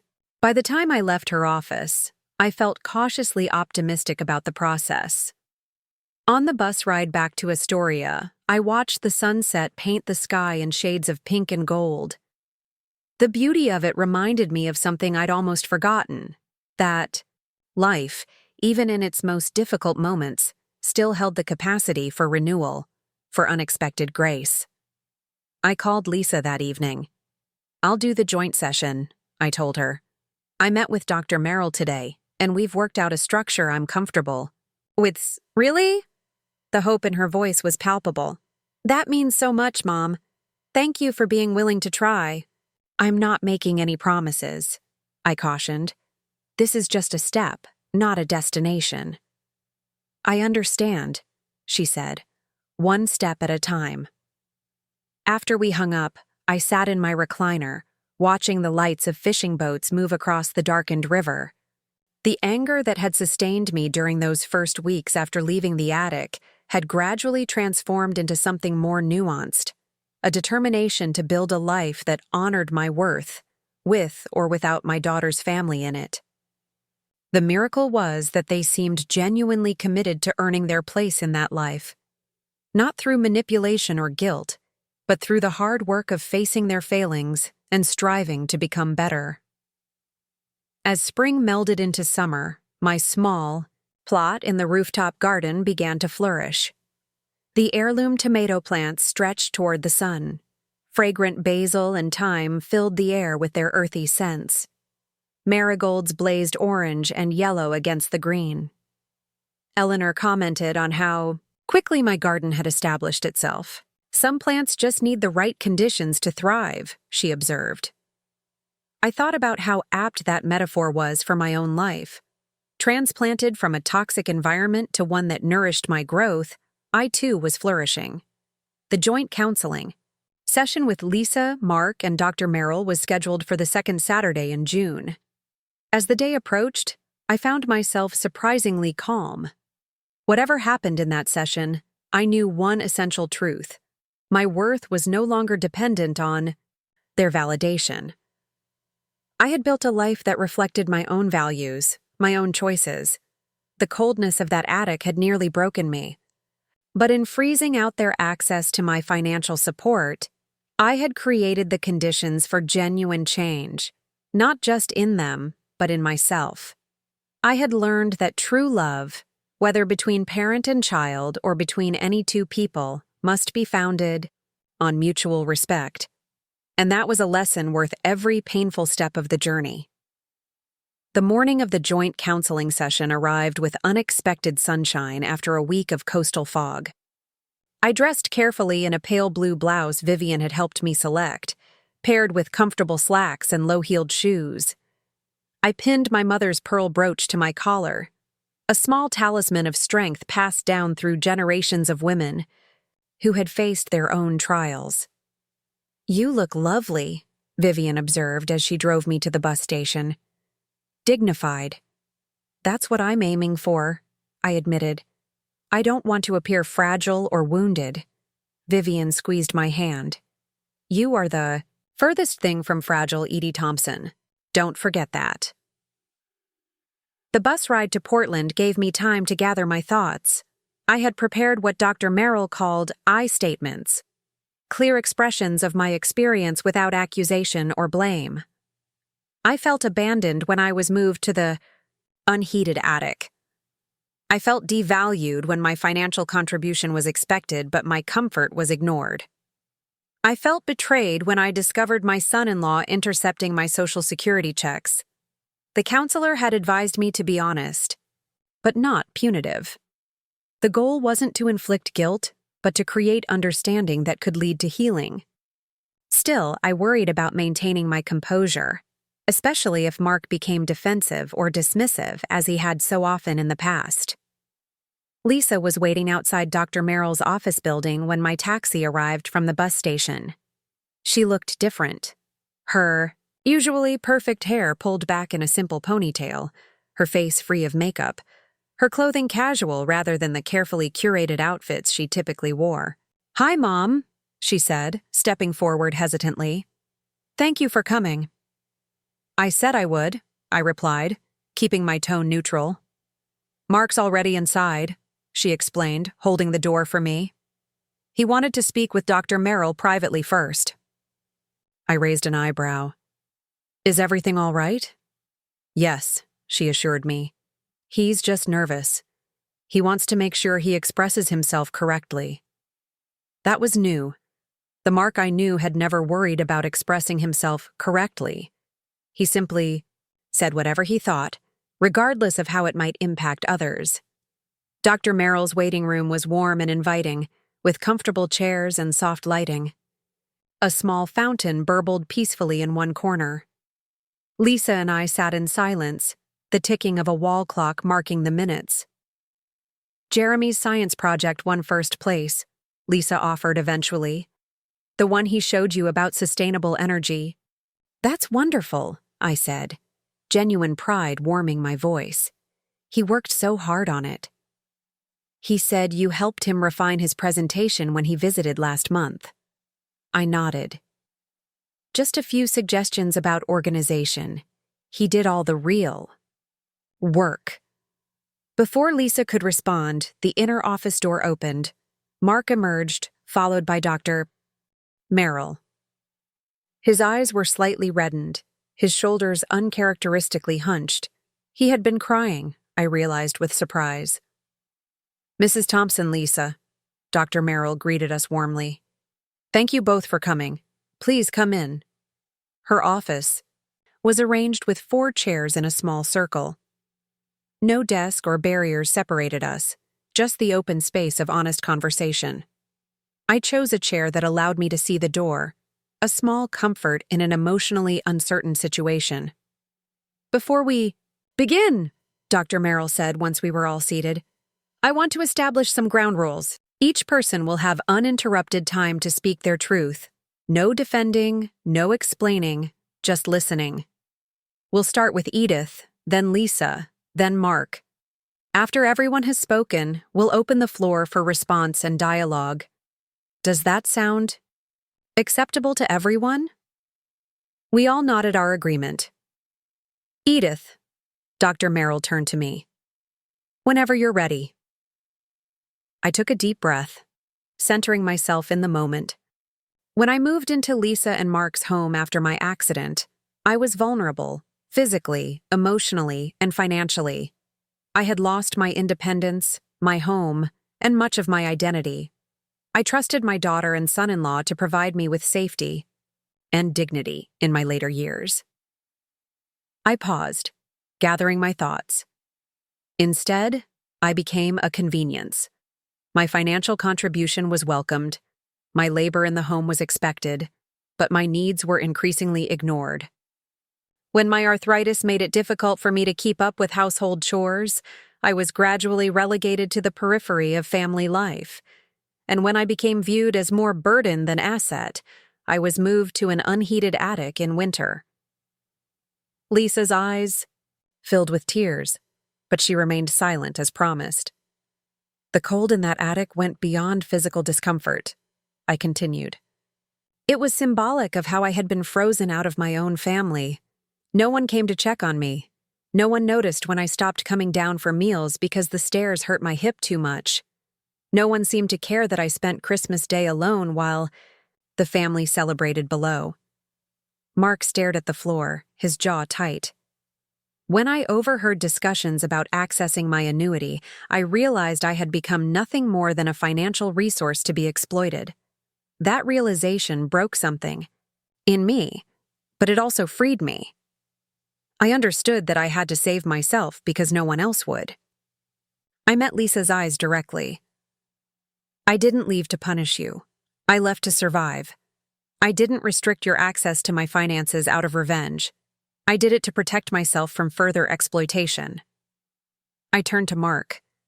And I didn't insist on counseling to humiliate you. I did it because I believe that without professional intervention, the patterns that led to my mistreatment would never change. I folded my hands in my lap, conscious of their slight tremor. I am open to rebuilding our relationship on healthier terms, but I will never again surrender my dignity or independence, not even for the sake of family harmony. Dr. Merrill nodded, encouragingly. Thank you, Edith, for your honesty and clarity. Lisa, would you like to speak next? Lisa wiped her eyes, her voice wavering as she began. First, I want to say that everything my mother described is true. I treated her horribly. There's no excuse for it. She twisted a tissue between her fingers. Growing up, Mom was always my rock. She worked so hard to give me everything. Even when we barely had enough. She never complained, never showed weakness. I think part of me started to believe she was invincible, that she didn't have the same needs as other people. Lisa looked at me, naked pain in her expression. When you had your accident, I wasn't prepared to see you vulnerable. It scared me. And instead of rising to the occasion, I started resenting you for needing me when I had always been the one who needed you. She swallowed hard. The money from your house. I told myself we deserved it for taking you in. I convinced myself the kitchen renovation was for you, even though we never consulted you about a single detail. I justified it all because acknowledging the truth would have meant facing how selfish I'd become. Her voice broke. And the attic, God, the attic. I knew it was wrong. I felt sick every time I thought about it, which is why I stopped thinking about it. I stopped going up there. I pretended everything was fine because the alternative was admitting I was neglecting my own mother. Tears streamed down her face now. The worst part is that I raised my children to believe this was acceptable treatment of an elderly family member. What message did that send them? That once someone is no longer useful, they can be discarded? That convenience matters more than compassion? She looked at me through her tears. I am so deeply sorry, Mom. Not just for what we did, but for who I allowed myself to become. I don't expect forgiveness. I just want you to know that I see now. I see what we did, and I'm committed to being different. For you. For my children. For myself. The rawness of her admission stunned me. This wasn't the practiced, performative remorse I had come to expect from Lisa when she wanted something. This was genuine, painful self-recognition. Dr. Merrill allowed a moment of silence, before turning to Mark. Mark, would you like to share now? He cleared his throat, his usual confident demeanor notably absent. I've been dreading this moment, he admitted. Facing you after everything. It's the hardest thing I've ever done, Edith. He ran, a hand through his hair, which had noticeably more gray than when I'd last really looked at him. I was raised to believe that a man's worth was tied to his ability to provide. My father drilled that into me from childhood. When we started struggling financially, I felt like a failure. And instead of admitting that failure, I looked for someone to blame. He met my eyes briefly before looking away. You were an easy target. You were dependent on us. You couldn't fight back, and taking control over your life gave me the illusion of having control over my own. His voice thickened. Moving you to that attic wasn't about space or convenience. It was about power. I wanted to prove I still had some, even as I was drowning in debt and failure. The admission hung heavy in the room. I had suspected as much, but hearing him acknowledge it was still jarring. The financial management classes have forced me to face the reality of our situation, he continued. We were living far beyond our means long before the housing market crashed. I was using credit cards to maintain a lifestyle we couldn't afford, and I was too proud to admit it. He leaned forward, elbows on his knees. I blamed you for our financial problems, but the truth is, your Social Security was the only stable income we had for months. Without it, we would have lost the house even sooner. He finally looked at me directly. I treated you with cruelty and disrespect. I modeled that behavior for my children. I supported Lisa in neglecting you because it was easier than facing my own failings. And when you finally stood up for yourself, I vilified you to anyone who would listen. His voice dropped to barely above a whisper. I am ashamed of who I was. I'm working every day to become someone different, someone who takes responsibility, who treats others with dignity regardless of what they can provide. The silence that followed felt charged with emotion. Dr. Merrill allowed it to stretch, giving us space to absorb what had been shared. "Thank you all for your honesty," she finally said. "Now, if anyone would like to respond to what they've heard, you're welcome to do so." I found myself unexpectedly moved by both Lisa and Mark's admissions. The defenses I had carefully constructed began to soften slightly. "I appreciate your candor," I said slowly, "especially about the power dynamics at play. I felt that imbalance acutely, but I couldn't quite articulate it until now." Lisa nodded tearfully. "The counseling has helped us understand how our actions affected you beyond just the physical discomfort, the psychological impact of being gradually erased from family life." "That was the most painful part," I acknowledged. "Even more than the cold. The feeling that I had become invisible in my own family." Mark spoke up hesitantly. "The financial advisor showed us something I hadn't realized. When we calculated the actual monetary value of the childcare, cooking, and housekeeping you provided over those 5 years, it far exceeded your Social Security contribution. You were essentially paying us to mistreat you." The blunt assessment struck me with its accuracy. "Yes," I said simply. "That's exactly what happened." Dr. Merrill interjected gently. "Edith, what do you need from Lisa and Mark now to continue this healing process?" I considered the question carefully. Consistent respect for my boundaries, recognition of my autonomy, and patience. This isn't something that will be resolved in one session or even several. "That's more than fair," Lisa said. "What about family gatherings?" Mark asked. "Would you be comfortable visiting our new apartment for dinner sometime? The children really miss having you around." The question caught me off guard. I had been so focused on maintaining distance that I hadn't considered the possibility of reintegrating into family activities. "I would need to think about that," I replied honestly. "Perhaps we could start with neutral territory, a restaurant or park." Dr. Merrill smiled approvingly. "That's an excellent suggestion, Edith. Neutral spaces can remove some of the emotional triggers associated with past trauma."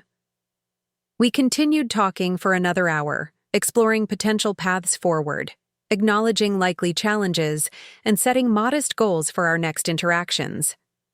By the time the session ended, I felt emotionally drained but oddly lighter, as if naming the dynamics that had poisoned our relationship had diminished their power.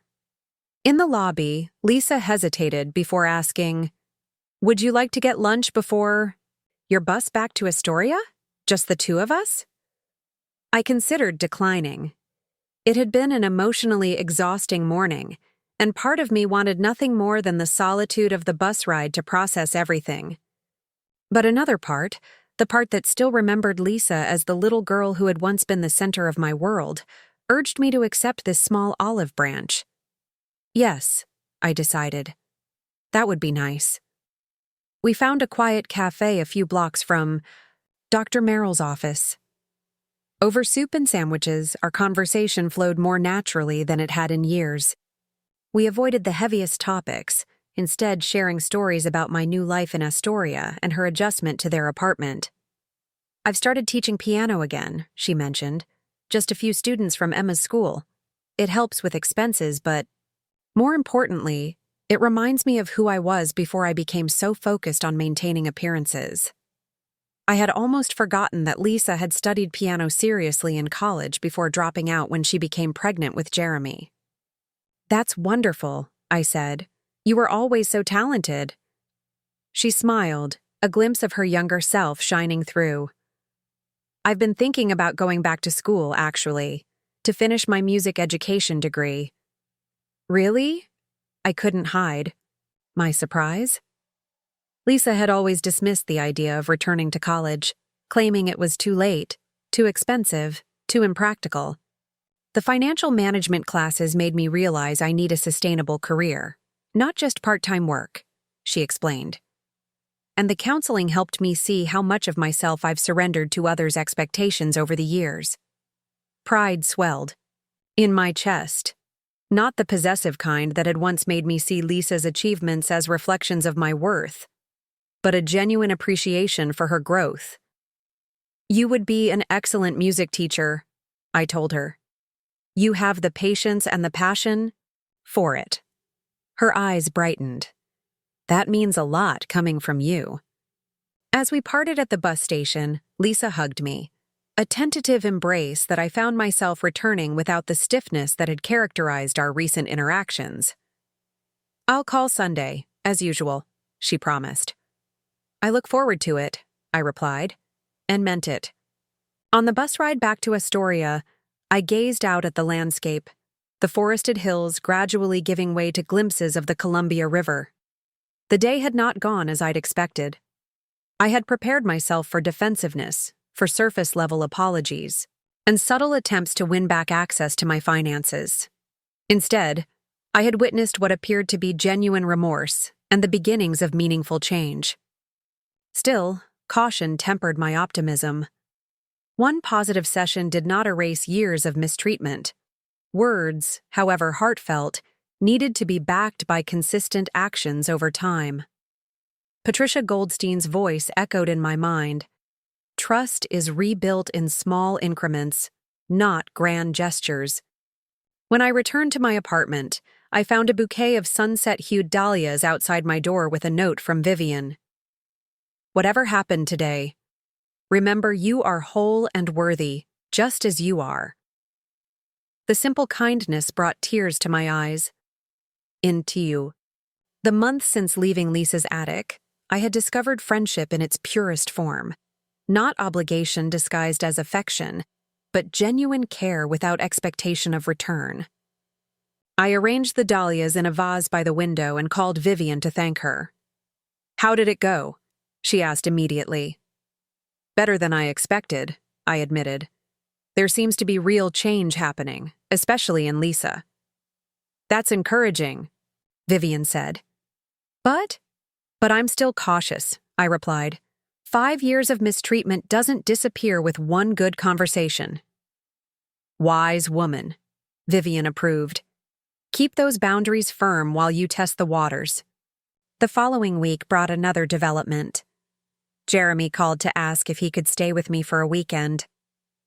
"Dad has a job interview in Seattle," he explained, "and Mom's taking Emma to visit Grandma Miller. I could go with either of them, but you'd rather come here?" I finished for him. "Yeah," he admitted, "if that's okay." The request represented a significant shift. Previously, I had always been the afterthought, the last resort when all other childcare options failed. Now, Jeremy was actively choosing my company. "I'd love to have you," I told him. "The sofa pulls out into a bed. It's not fancy, but it's comfortable." "Cool," he said.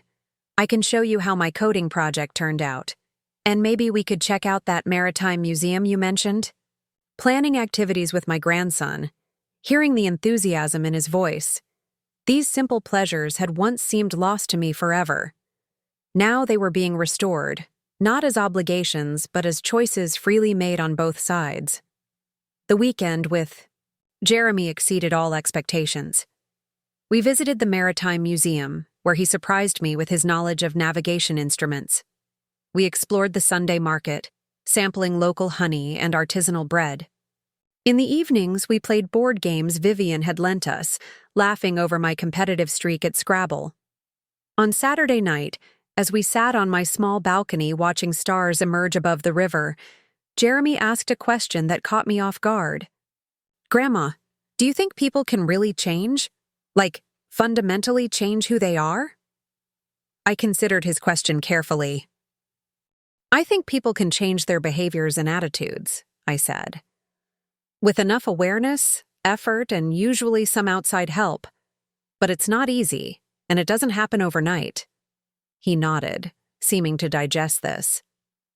"Dad's different since all the counseling started, less angry.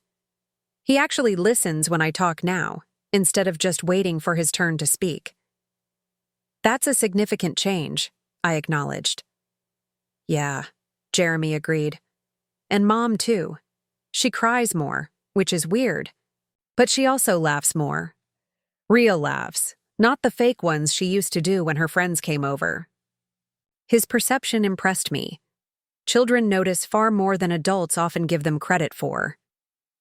What about you? He asked suddenly. Have you changed since you left? The question made me pause. Had I changed? Certainly my circumstances had changed dramatically. But had I, Edith Thompson, fundamentally altered in some way? Yes, I said finally. I've become more willing to stand up for myself, to recognize and voice my own needs instead of always putting others first. Jeremy smiled. Good. You deserved better than that attic. The simple validation from my 14-year-old grandson nearly undid me. Thank you, Jeremy, I managed, my voice thick with emotion. When Mark came to pick up Jeremy Sunday evening, he seemed different, more relaxed, his eyes clearer. The perpetual tension that had characterized his movements had eased. How was the interview? I asked as Jeremy gathered his backpack. It went well, Mark replied. It's a step down in title from my last position, but the company culture seems healthier. Less pressure, more collaboration.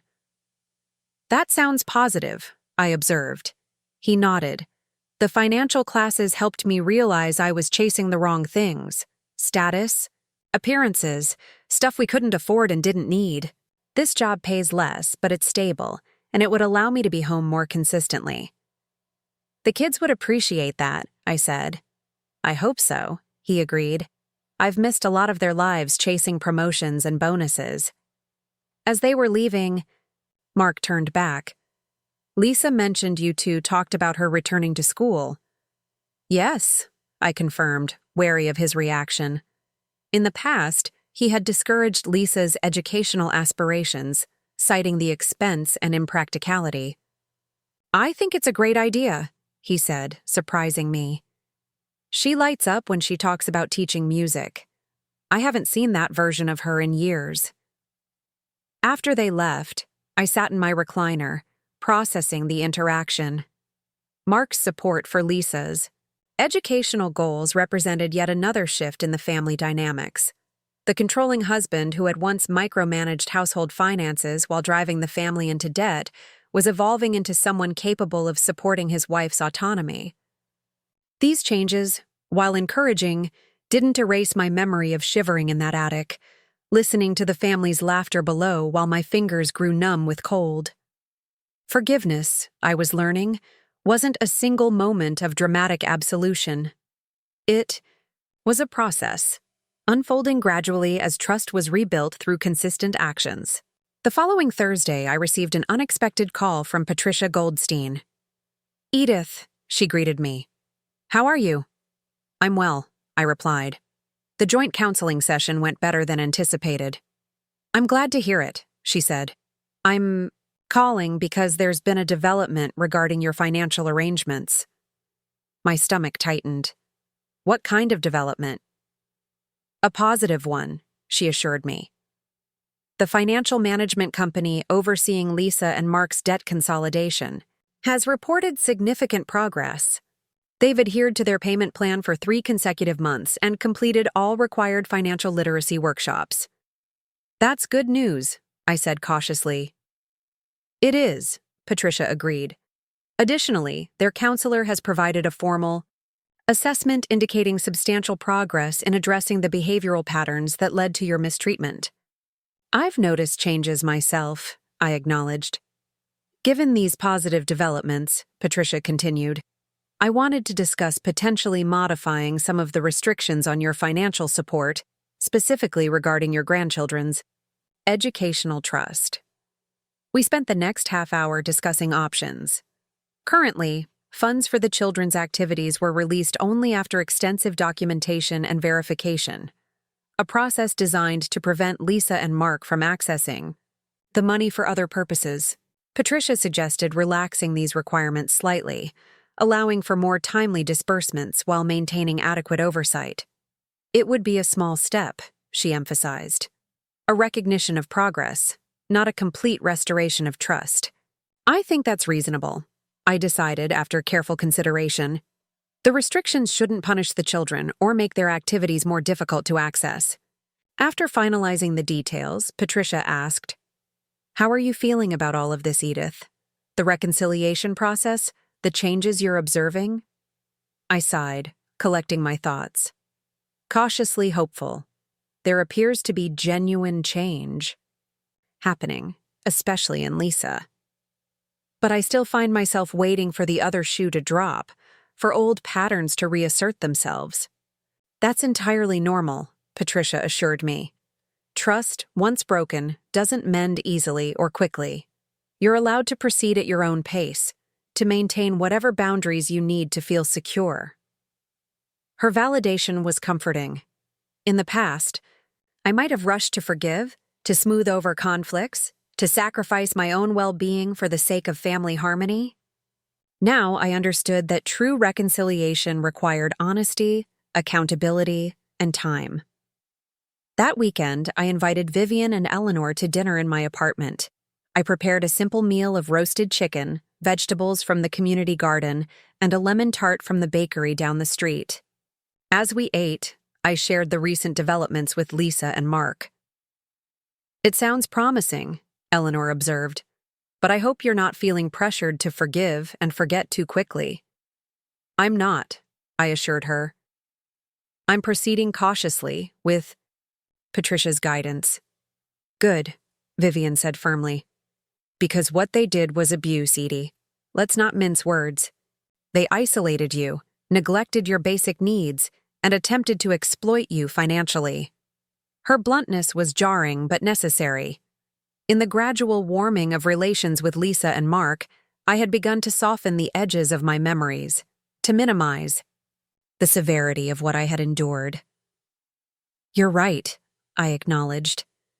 "And I need to remember that, even as I remain open to the possibility of healing." Eleanor reached across the table to squeeze my hand. "You've shown remarkable strength and dignity throughout this ordeal.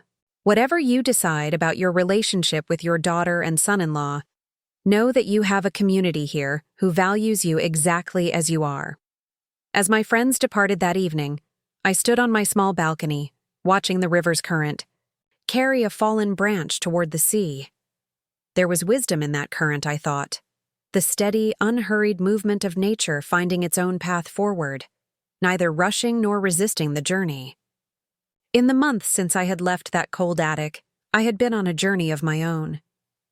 From the desperate escape to Vivian's apartment, to the creation of a new life in Astoria.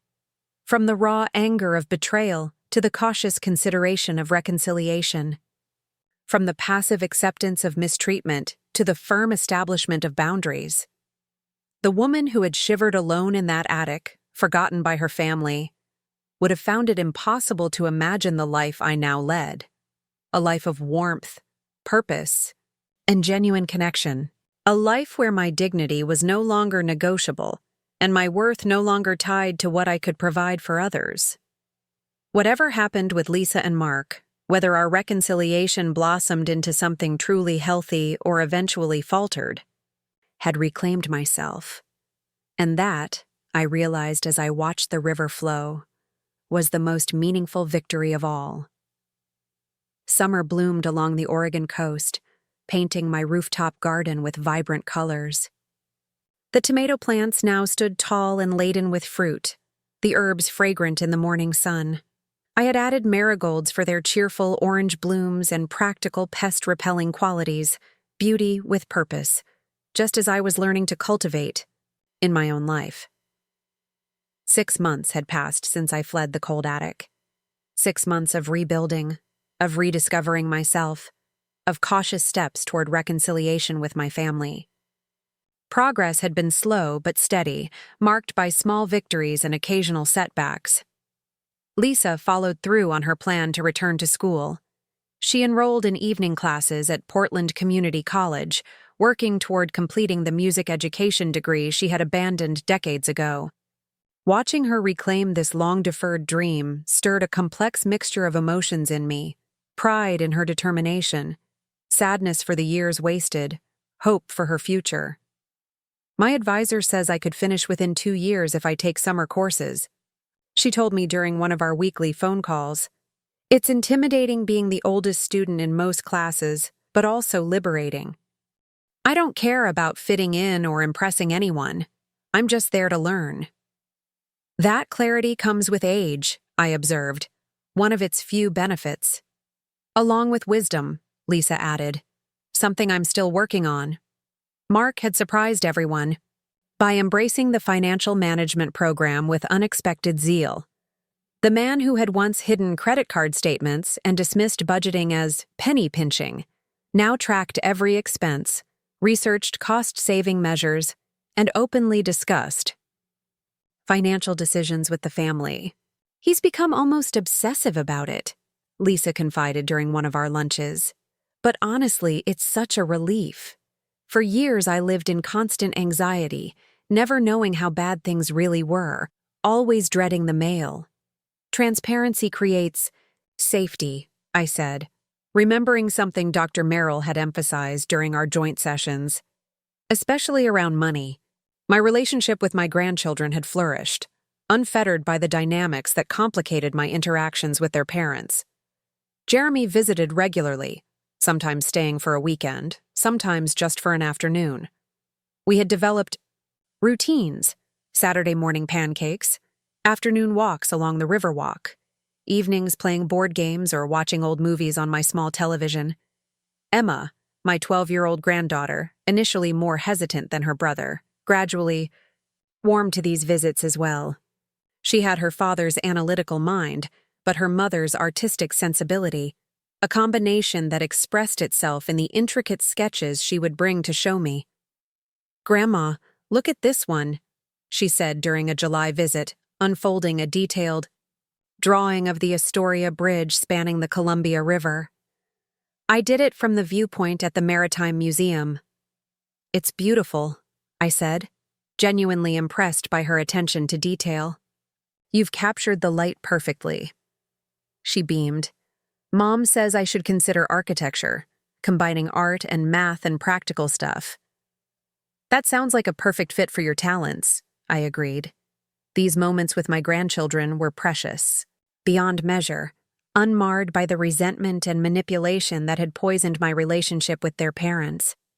With them, I could be simply grandma, not a financial resource or convenient caretaker. The joint counseling sessions with Lisa and Mark continued monthly, supplemented by their individual therapy and financial counseling. Each session revealed new layers of the dysfunction that had characterized our family dynamics, but also new evidence of growth and change. "I've been reflecting on my childhood," Lisa shared during an August session. "Specifically, how I never saw you prioritize your own needs, Mom. You were always sacrificing for me, working extra shifts, going without so I could have what I needed. I internalized that as the definition of motherhood, complete self-erasure." I nodded, recognizing the truth in her words. "I thought that's what good mothers did," I admitted. "I didn't know how to love you while still honoring myself." "So when I became a mother," Lisa continued, "I swung to the opposite extreme. I prioritized my needs, or what I perceived as needs, above everyone else's, including my children's. I confused wants with necessities. I used retail therapy to fill emotional voids." Dr. Merrill nodded encouragingly. "This is an important insight, Lisa. Breaking generational patterns requires first recognizing them." Mark, who had been listening intently, spoke up. "I enabled that behavior because it was easier than addressing the real issues in our marriage. If Lisa was happy with her purchases, she wouldn't notice my absences, my emotional distance. We're both using stuff as a substitute for authentic connection." Their self-awareness impressed me. These weren't rehearsed lines designed to win my approval or access to my finances. These were genuine realizations emerging from months of difficult inner work. As summer began to transition into fall, Lisa approached me with a sensitive request. "The kids' school has Grandparents' Day coming up. she explained during one of our weekly phone calls. "They've both asked if you would come." I hesitated. Attending a school function would mean encountering other parents, teachers, possibly even Mark's mother, people who might have heard a very different version of why I had left the family home. "There would be no pressure," Lisa added quickly, sensing my hesitation. "Just a morning assembly, then refreshments in the classrooms.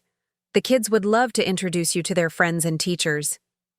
Despite my misgivings, I found I couldn't disappoint my grandchildren. "I'll be there," I promised.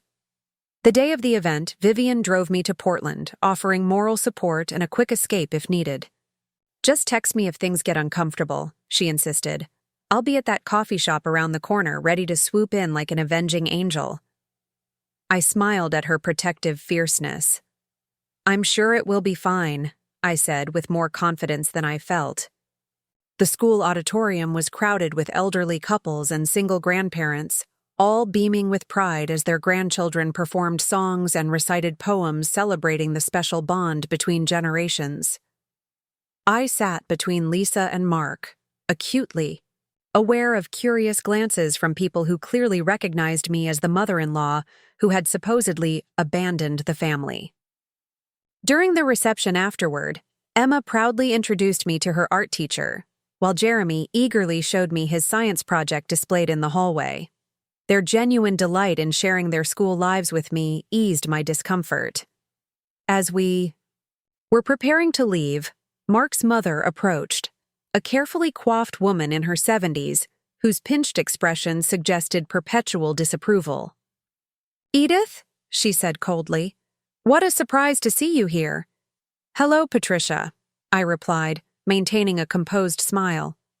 "Lovely to see you too." Her eyes narrowed. "After everything that happened, I wouldn't have expected you to show your face at family functions." Before I could respond, Mark stepped between us. "Mother," he said firmly, "Edith is here at our invitation and our children's request. She is welcome and respected in our family." Patricia's eyebrows shot up in surprise. "Well, I was just expressing opinions based on a narrative that was neither accurate nor fair," Mark interrupted, his voice low but steady. "I told you a selective version of events that painted Edith as the villain and us as victims. That wasn't the truth, and I've apologized to Edith for it." Patricia's mouth opened and closed like a fish out of water. Beside me, Lisa squeezed my hand supportively. "Now," Mark continued, "we're working on rebuilding our family relationships on healthier terms. If you'd like to be part of that process, you're welcome to join us. But it requires respecting all family members, including Edith." I had never heard Mark speak to his mother this way, with firm boundaries rather than placating agreement. It was yet another indicator of the genuine changes occurring within our family system. Patricia huffed indignantly, but offered no further comment. As she walked away, Lisa leaned close. "I'm sorry about that," she whispered. "Don't be," I replied, genuinely touched by Mark's intervention. Some relationships take longer to heal than others. The drive back to Astoria with Vivian gave me time to process the day's events. "You should have seen Mark stand up to his mother," I marveled. The old Mark would have either joined in her criticism or slunk away to avoid conflict. "People can change when the consequences of not changing become too painful to bear," Vivian observed wisely. "Losing their home, facing their financial reality, recognizing how they mistreated you, those were powerful catalysts." Her words resonated with my own experience. I had changed too, transformed by the cold reality of that attic and the warm embrace of newfound independence. I was no longer the woman who silently accepted mistreatment for fear of losing family connection. I had become someone who valued her own dignity as non-negotiable. As autumn painted the coastal landscape in russets and golds, I celebrated my 74th birthday, the first in decades that felt truly mine. Vivian and Eleanor organized a small gathering in the community room of our apartment building. My garden neighbors brought dishes featuring vegetables we had grown together. Lisa and Mark drove the children up for the occasion, bearing thoughtfully, chosen gifts rather than the hasty afterthoughts of previous years. Jeremy presented me with a handcrafted digital photo frame he had programmed himself, loaded with images of my garden through the seasons and our outings together. Emma gave me a bound sketchbook filled with her drawings of Astoria landmarks, including my apartment building with its rooftop garden. Lisa's gift was a certificate for piano lessons. "I remember how you always wanted to learn," she said softly. "You gave up music lessons for yourself to pay for mine." The thoughtfulness of these presents, each reflecting genuine attention to my interests and history, moved me deeply. They represented not just material offerings but recognition of me as an individual with preferences, passions, and personhood. Mark's contribution surprised me most of all. "This is from me," he said, handing me a thick envelope. "It's not much, but it's a start." Inside, I found a formal letter from their bank confirming that a payment of $12,000 had been deposited into my account. Attached was a handwritten note from Mark. "The first installment in repaying what we took from your house sale. Will continue monthly payments until the full amount is restored. No strings attached." I looked up, meeting his eyes across the room. "I don't know what to say." "You don't need to say anything," he replied. "It's not a gift. It's restitution." The distinction was significant. This wasn't an attempt to buy forgiveness or curry favor. It was acknowledgement of a wrong and concrete action toward making it right. Later that evening, after the guests had departed and I was alone in my apartment, I sat in my recliner watching the river lights shimmer against the darkness. The day had been filled with more genuine warmth and connection than I had experienced in years. Yet beneath the celebration lay a profound realization. I no longer needed my family's validation to feel complete. The woman who had shivered in that attic, desperate for acknowledgement and inclusion, had transformed. In the cold of abandonment, I had discovered an inner fire that could not be extinguished by others' neglect. In freezing their access to my financial support, I had created the conditions for authentic change, both in them and in myself. My phone chimed with a text message from Lisa. "Thank you for allowing us to celebrate with you today. I know we haven't earned your trust back completely, but we're committed to continuing this journey. Love you, Mom." I replied simply, "One day at a time. Love you too." As winter approached, bringing with it the anniversary of my escape from the attic, I found myself reflecting on the year's journey. The contrasts were stark, from isolation to community, from exploitation to respect, from dependence to autonomy. During our December counseling session, Dr. Merrill asked each of us to share what we had learned over the past year. "I've learned that real love requires honesty," Lisa said thoughtfully. "Not just with each other, but with ourselves. I had to face some ugly truths about who I'd become and the choices I'd made." Mark nodded in agreement. "I've learned that manhood isn't about control or financial status. It's about integrity, about keeping your word, about treating others with dignity regardless of what they can do for you."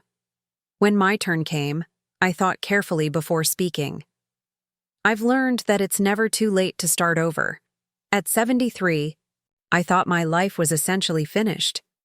I saw myself as too old, too dependent, too broken to create something new. I was wrong." Dr. Merrill smiled encouragingly. "And what would you like to see in your family relationships moving forward?" "Continued growth," I said without hesitation. "Not perfection, not constant harmony, but honest effort toward healthier patterns. And respect for each other's autonomy and boundaries." "That's a wonderful vision," Dr. Merrill affirmed. "And based on the progress I've observed over these months, an achievable one." As we prepared to leave, Lisa hesitated. "Mom, we've been talking, the four of us as a family, and we have something to ask you." I raised an eyebrow, instinctively wary of requests. Old habits die hard. "We'd like you to join us for Christmas this year," she continued. "Not at our apartment, but at a cabin on the coast. Neutral territory, like you suggested months ago. Just the 5 of us. No extended family or outside pressures." The invitation stirred mixed emotions. The memory of last Christmas, alone in that frigid attic while the family celebrated below, remained painfully fresh. Yet so much had changed since then in all of us. "You don't need to decide right now," Mark added. "We understand if it's too soon." I studied their faces, Lisa's hopeful but restrained expression, Mark's careful neutrality. Neither was attempting to manipulate or pressure me. They were extending an invitation, not an obligation. "I'd like to think about it," I said finally. "Thank you for understanding that this is a complicated decision for me." Back in Astoria, I discussed the invitation with Vivian over our weekly tea. "What does your gut tell you?" she asked, stirring honey into her cup. "That they're sincere," I replied after a moment's reflection. "That this isn't about accessing my finances or easing their guilt. They genuinely want to build new memories as a family." "And how do you feel about spending Christmas with them? Truly?" I sighed, watching steam rise from my tea. Part of me wants to. I miss the children, and I've seen real change in Lisa. And Mark. But another part remembers last Christmas all too vividly. The isolation, the cold, the realization that I had become an inconvenience to be hidden away. Vivian nodded, understanding. "Those memories don't disappear just because circumstances change." "No," I agreed. "But perhaps they can be balanced with new experiences, better memories." In the end, I accepted the invitation with certain conditions. I would drive separately with Vivian, giving me the freedom to leave if things became uncomfortable. I would stay in a nearby bed and breakfast rather than in the cabin itself, ensuring private space to decompress. And we would each prepare a brief statement about our hopes for the holiday, setting intentions for how we wanted to interact. Lisa readily agreed to these terms. "We want you to feel safe and respected," she assured me. "Whatever boundaries you need are fine with us." Christmas morning dawned clear and cold, the coastal landscape gilded with winter light. Vivian dropped me at the rustic cabin overlooking the Pacific, promising to return at any time if needed. Lisa greeted me at the door, her face lighting up with genuine pleasure. "Merry Christmas, Mom. Come in. It's warm inside." The cabin was cozy without being cramped, its large windows framing spectacular ocean views. A modestly sized tree twinkled. In one corner, adorned with homemade ornaments rather than the expensive color-coordinated decorations Lisa had once insisted upon. A fire crackled in the stone hearth, radiating welcome warmth. Jeremy and Emma rushed to embrace me, chattering excitedly about the tide pools they'd discovered that morning and the hot chocolate with homemade marshmallows they'd prepared. Mark nodded a quiet greeting from the kitchen, where he was assembling a charcuterie board with obvious care. I had braced myself for awkwardness, for the weight of last year's memories to cast a shadow over the gathering. Instead, I found myself enveloped in an atmosphere of simple warmth and authentic connection. Before exchanging gifts, we shared the intention statements we had each prepared. The children went first, their hopes touchingly straightforward: for fun, for togetherness, for good food, and no arguments. Mark's statement surprised me with its emotional honesty. "My intention is to be fully present," he said, "not distracted by work concerns or financial worries, to listen more than I speak, and to express appreciation for each of you." Lisa followed, her voice steady despite the tears shimmering in her eyes. "My intention is to create a space where everyone feels valued just as they are, where no one's worth is tied to what they can provide or produce, where love is expressed through respect, not control." When my turn came, I spoke from my heart. My intention is to remain open to joy without forgetting the lessons of pain, to honor both the progress we've made and the work still to be done, to embrace the possibility of new traditions built on mutual respect. The day unfolded with a gentle rhythm, a simple meal prepared together, a walk along the windswept beach, board games by the fire as darkness fell. There were moments of laughter and moments of quiet reflection. There were occasional awkward pauses when old patterns threatened to reassert themselves, quickly redirected by our shared commitment to a different way of being together. As evening approached, I prepared to return to my bed and breakfast. Lisa walked me to my car, her arm linked through mine. "Thank you for giving us this chance," she said softly. "For giving me this chance." I squeezed her arm gently. "We're all learning together. This is new territory for each of us." She nodded, understanding the deeper meaning behind my words. The journey of healing our family was ongoing, with no guaranteed outcome. But we had taken significant steps forward, from the cold isolation of that attic to the warmth of genuine connection, from financial exploitation to respectful autonomy, from frozen hearts to tentative but authentic love. As I drove away, watching Lisa's figure grow smaller in my rearview mirror, I felt a quiet sense of completion. Not because our story had reached its end. Family stories never truly end. But because it had evolved into something I never thought possible during those dark days in the attic. When my daughter made me sleep in the cold attic, she taught me the painful lesson that family ties without respect are merely chains. When I froze their access to my financial support, I created the possibility for authentic relationship beyond transaction and obligation. From that painful winter had blossomed something unexpected, not perfect, not without challenges, but alive with possibility and rooted in mutual respect. And as I drove along the coastal highway toward my temporary lodging, I realized that the greatest gift of this Christmas was not the warmth of the cabin or the reconnection with my family, but the profound knowledge that my worth was no longer dependent on either. I had reclaimed my dignity, my independence, and my voice.